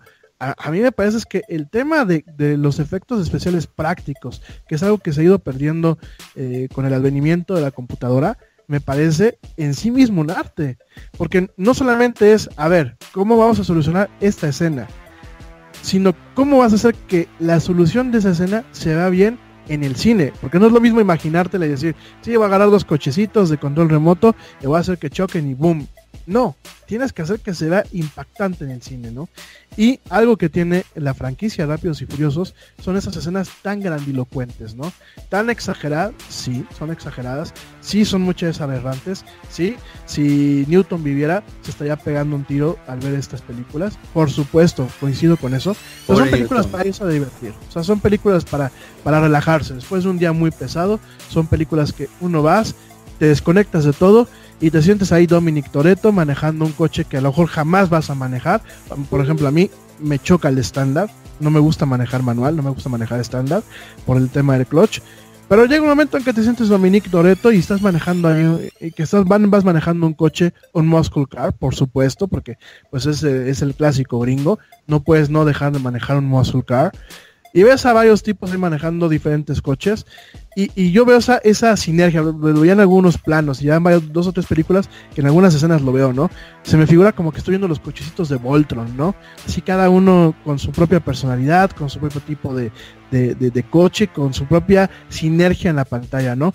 Vemos a La Roca en coches pesados, vemos a Toretto en los muscle cars, vemos al difunto Paul Walker en coches japoneses, vemos ¿Está Paul Walker otra vez en esta película? No, aquí no lo revivieron digital. Menos mal. Aquí, ya me hubiera matado ya. Aquí no despertaron a los muertos a tumba con la computadora, ¿no? Como seguramente lo harán en Star Wars, ¿no? Seguramente habrán escenas donde pues volveremos a ver a una Carrie Fisher pues hecha por CGI, ¿no? Por computadora, ¿no? Sí, fue lo peor de la película de Rogue One, sinceramente. Eso y el Grand Moff Tarkin, a mí me pareció horrible. O sea, podían haber contratado a otro actor, lo hubiéramos entendido, ¿sabes? En vez de hacer un CGI ahí, no, por favor. Yo creo que les ha quedado el Grand Moff Tarkin, a mi parecer. Joder, les ha quedado Uncanny Valley total, o sea, bienvenido. ¿Sabes? Recién salido del baño insólito. A mí la que más me friqueó fue la princesa Leia, ¿no? La cara esa como medio, como entre niña, como entre alien, con esos ojos así como tipo anime, porque yo así lo recuerdo. Volví a ver Rogue One y la volví a ver y es que esta tiene cara de anime, o sea, parecía caricatura japonesa de la princesa Leia. Me parece que ahí sí se le pasó un poquito la mano a John Knoll, que es el creador de los efectos especiales. En el caso de Grand Moff Tarkin, me parece que quedó muy cuajado, dependiendo, o sea, de acuerdo a la escena, con las sombras y eso, me parece a mí humildemente que quedó cuajado. A mí en personal, Rogue One no me gustó mucho la película. O sea, tiene puntos muy rescatables. Tengo que reconocer que Diego Luna actuó. Ya al decir que Diego Luna actúa, pues a mi muy humilde parecer, me parece que ya estamos diciendo algo. Me parece que fue una buena actuación, o sea, me parece que actuó y fue una buena actuación. Sí, yo es que, mira, yo lo que son Diego Luna y Gael García Bernal los tengo un poco cruzados, ¿no? Creo que no quiero entrar en temas políticos ni quiero alienar a la audiencia femenina de este programa. No sé, no creo que sean los artistas que ellos dicen ser y que sus agentes y sus mercadólogos los han hecho parecer que sean. Yo no digo que no actúen, me parece que sí son actores, pero no con esa grandilocuencia como muchas lo pintan en los medios. Sin embargo, hay que reconocer, Diego Luna actuó. Creo que es un orgullo para los mexicanos tener a un paisano trabajando en una franquicia de tan alto nivel como Rogue One. Sin embargo, la película la sentí incompleta en algunas cuestiones, ¿no? Y en el caso del Despertar de la Fuerza me pasó al contrario que tú. A mí me gustó porque, bueno, es el principio del camino hacia una saga nueva, ¿no? Sí. De hecho, el Despertar de la Fuerza es el camino a millones de dólares, ¿sabes? Completamente, porque en realidad yo lo vi como, ¿sabes? Bueno, a mí el Despertar de la Fuerza me pareció una gran decepción. Bueno, voy a enviar, antes que decir mi opinión, voy a enviar un saludo a Guatemala, a Salvador, a Colombia, a la gente de Estados Unidos, de México, de Canadá y hasta de Lituania que nos están escuchando en este momento. Un abrazo para todos, en especial que nos está escuchando a Karime López. Bueno, pues nada, muchas gracias por escucharnos. Esperamos que te esté gustando el programa, pero sinceramente, o sea, a mí el Despertar de la Fuerza me pareció como... ¿Os gustó el episodio 4? O sea, Una Nueva Esperanza. Bueno, pues os vamos a hacer un remake para que veáis que este es el... Como un poco como, pues básicamente como para decir, bueno, mira, estas son las líneas generales, esto es lo que hay que hacer y cada X tiempo hay que hacer esto y cada X tiempo hay que hacer lo otro. Y el resto son variaciones. Yo la verdad... Yo es que no sé si seguir yendo a ver el cine a blockbusters, porque a veces me da la sensación de estar viendo una serie de televisión. No una serie de televisión en el sentido de que tengan una continuación, sino una serie de televisión en el sentido de que parecen como las series de televisión. En realidad, episodio 1, bueno, en el episodio de esta semana va a pasar esto y esto con Lobezno. En el episodio de esta semana va a pasar esto. Iron Man va a hacer esto, Spider-Man va a hacer esto otro y el Capitán América va a hacer así, asá, y luego Thor va a venir por su lado y va a hacer lo que le dé la real gana.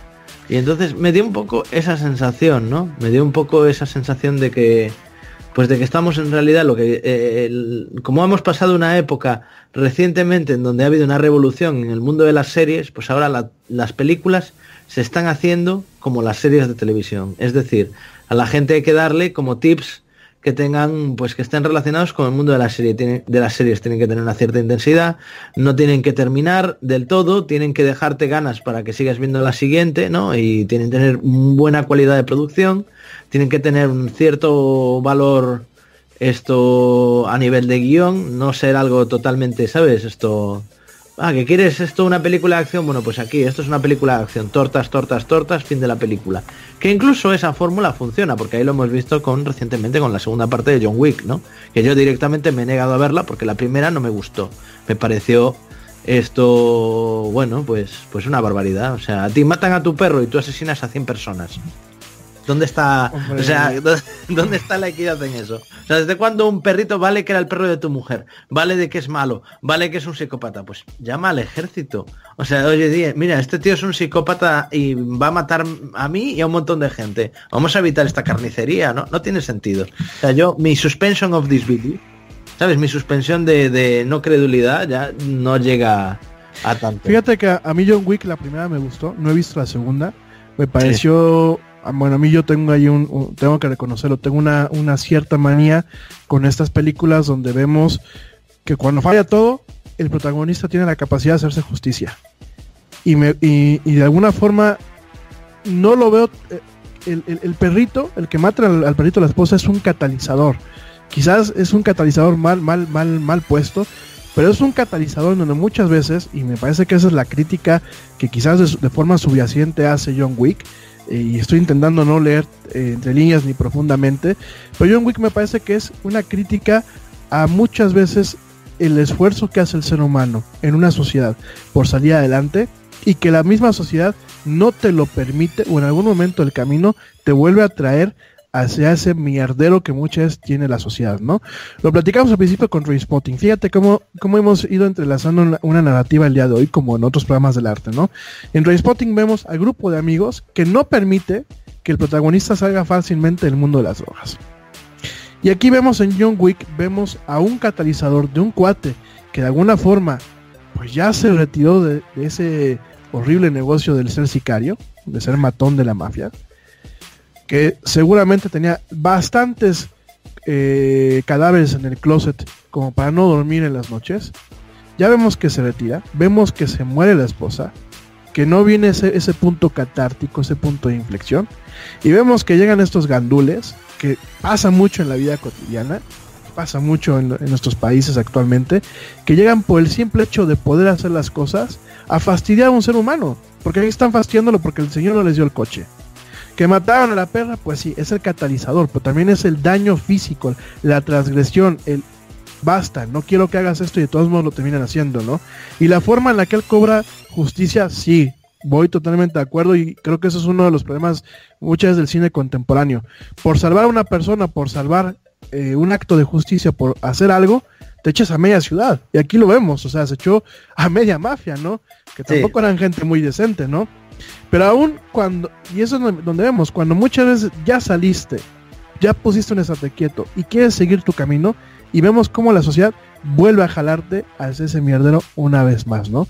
Y lo vemos, ya John Wick en su momento había cumplido su misión, y vemos al padre mafioso, que aparte, bueno, tenía que ser ruso, que también ahí voy de acuerdo con algunas cuestiones de los estereotipos en el cine americano, y vaya, pues a John Wick no le queda más que hacer un trabajo bien hecho y terminar con la causa del problema, ¿no?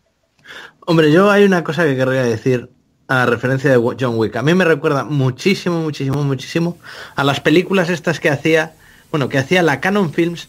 Una recomendación personal mía de la gente que está escuchando las artes. Hay un documental que se llama Electric Boogaloo, The History of Canon Films, que vale la pena verlo. Y hacían todas estas películas más malas que pegar a un padre. Y entonces esto me recuerda mucho a las películas que hacía Charles Bronson. Charles Bronson, el que se acuerde de Mr. Majestic, sí, claro, ¿no? Pues Mr. Majestic tenía una granja de melones, y entonces pues vienen los mafiosos, dame este dinero, no te lo voy a dar. Vale, te destruyo la granja de melones, os mando a todos a prisión y os mato, y a los que no os mato, pues esto os saco de la prisión y luego os mato fuera. ¿Sabes? Y 3/4 partes con Death Wish. ¿No? Death Wish o Harry el Sucio, ¿no? Es como este tipo de películas que son muy de explotación, ¿no? O sea, en realidad estamos viendo un poco, o sea, parece... Es increíble, ¿no? Pero un poco están siguiendo como esta órbita como que Tarantino, ¿sabes?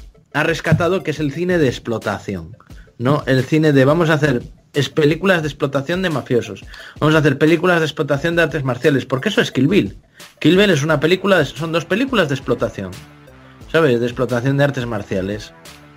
Y un poco, pues volviendo a ese tema, ¿no? Y a mí me llama mucho la atención que estamos volviendo otra vez a eso, ¿no?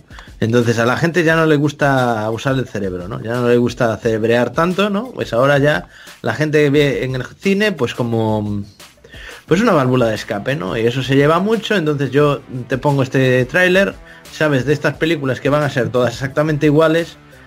Y bueno, y eso es lo que se está convirtiendo cada vez más el cine, ¿no? Yo lo veo un poco como eso, como una serie de televisión, casi me recuerda, ¿sabes? Parte 1, parte 2, parte 3, parte 4.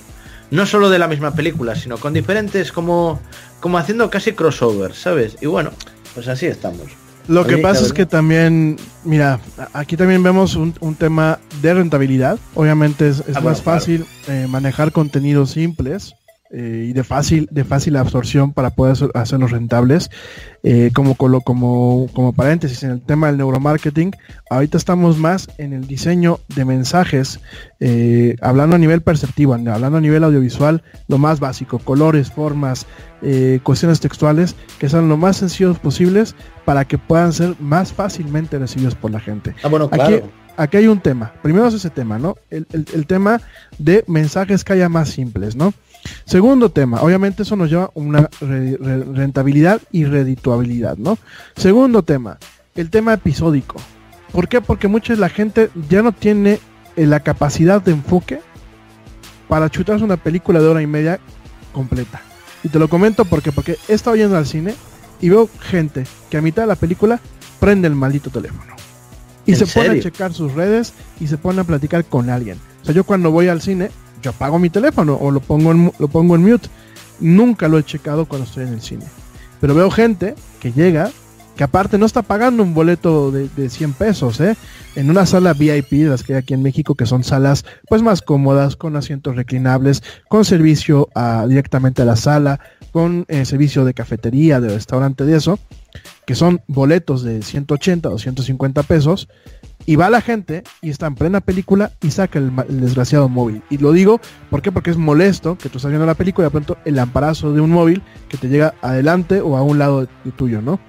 Pero es que la gente no es que lo está checando nada más por ver una hora. a gente que está interactuando con él. Entonces ya está perdiendo el hilo. Y no lo veo solamente en una película. Lo he visto, llevo ya 1 año y medio, 2 años, que cada vez que voy al cine veo esa situación.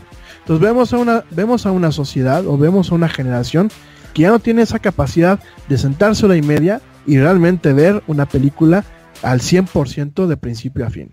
Y creo que eso también ha sido un éxito, por ejemplo, de plataformas como Netflix, en donde tú puedes pausar la película. Entonces, tenemos también ese punto, ¿no? El punto episódico por lo mismo.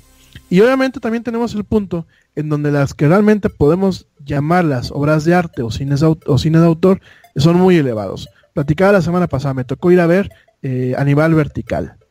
Y a mí Animal Vertical me pareció la clásica película francesa de culto, o de arte, o de autor, como se le quiera llamar. Me pareció una película en donde los iconos estaban demasiado arraigados, o para mí eran demasiado, que ya los estaba esperando.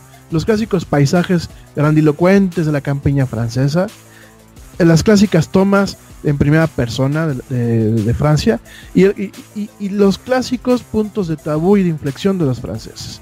La sexualidad, ya sea por delante o por detrás, porque así era en esa película.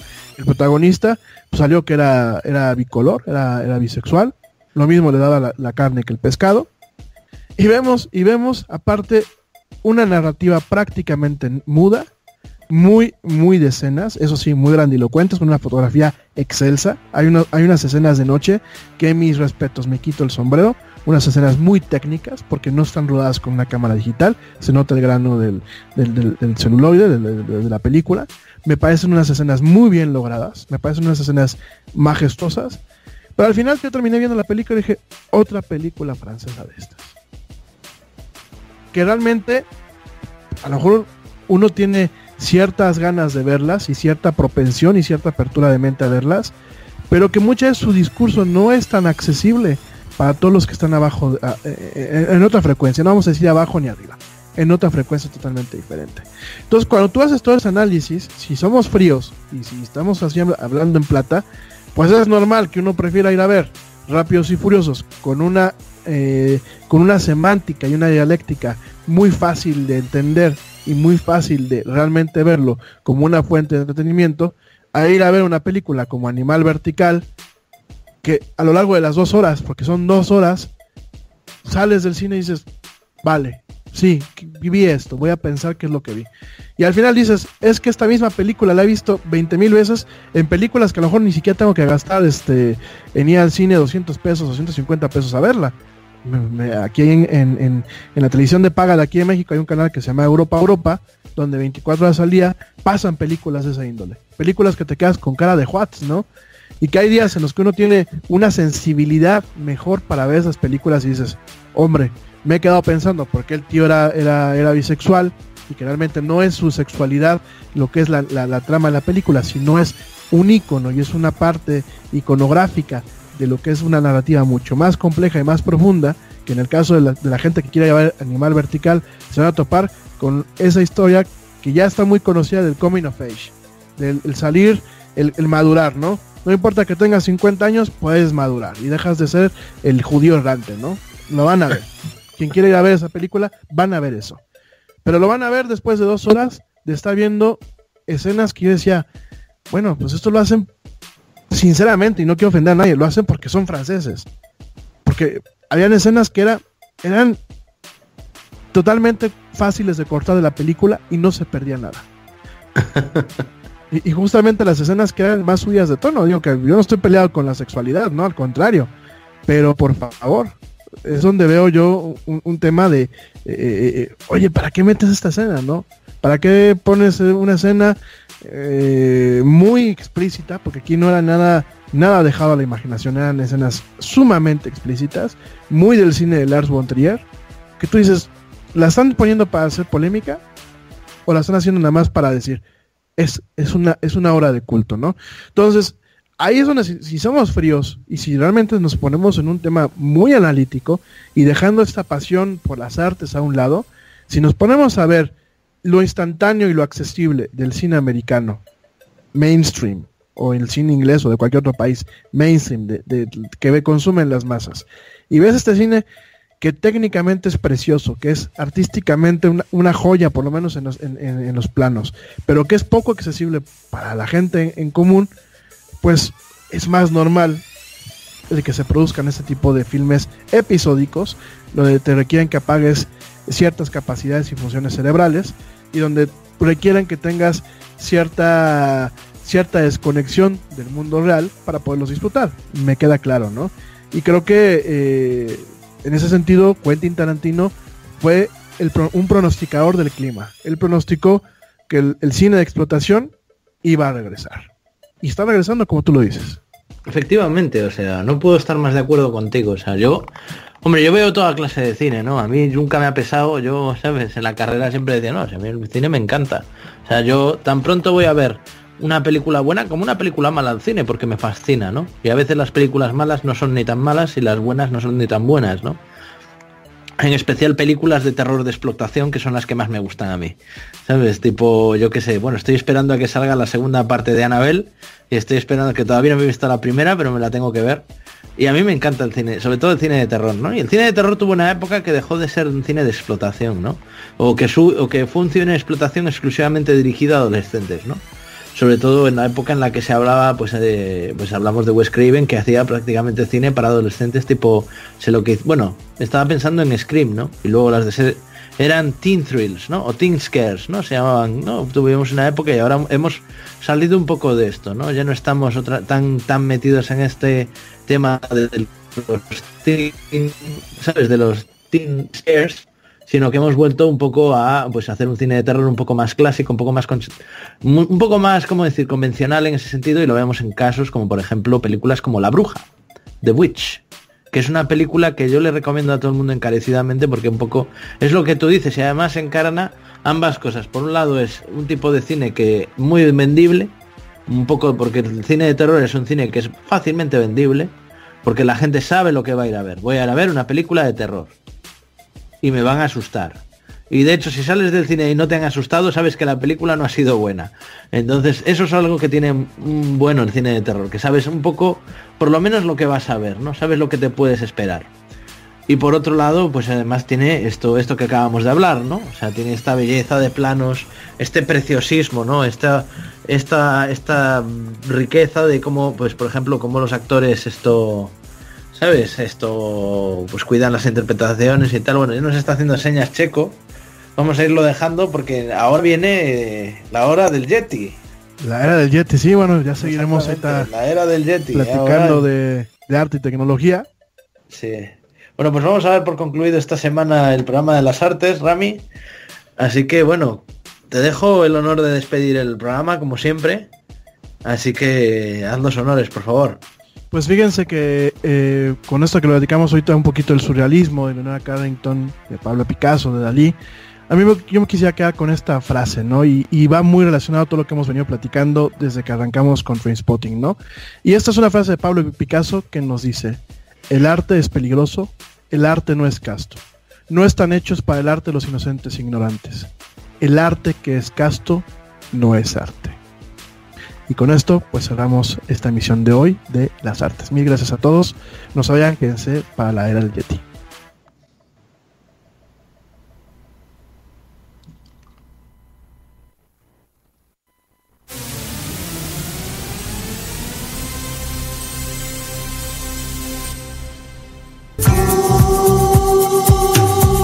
Estás escuchando Net Radio Online.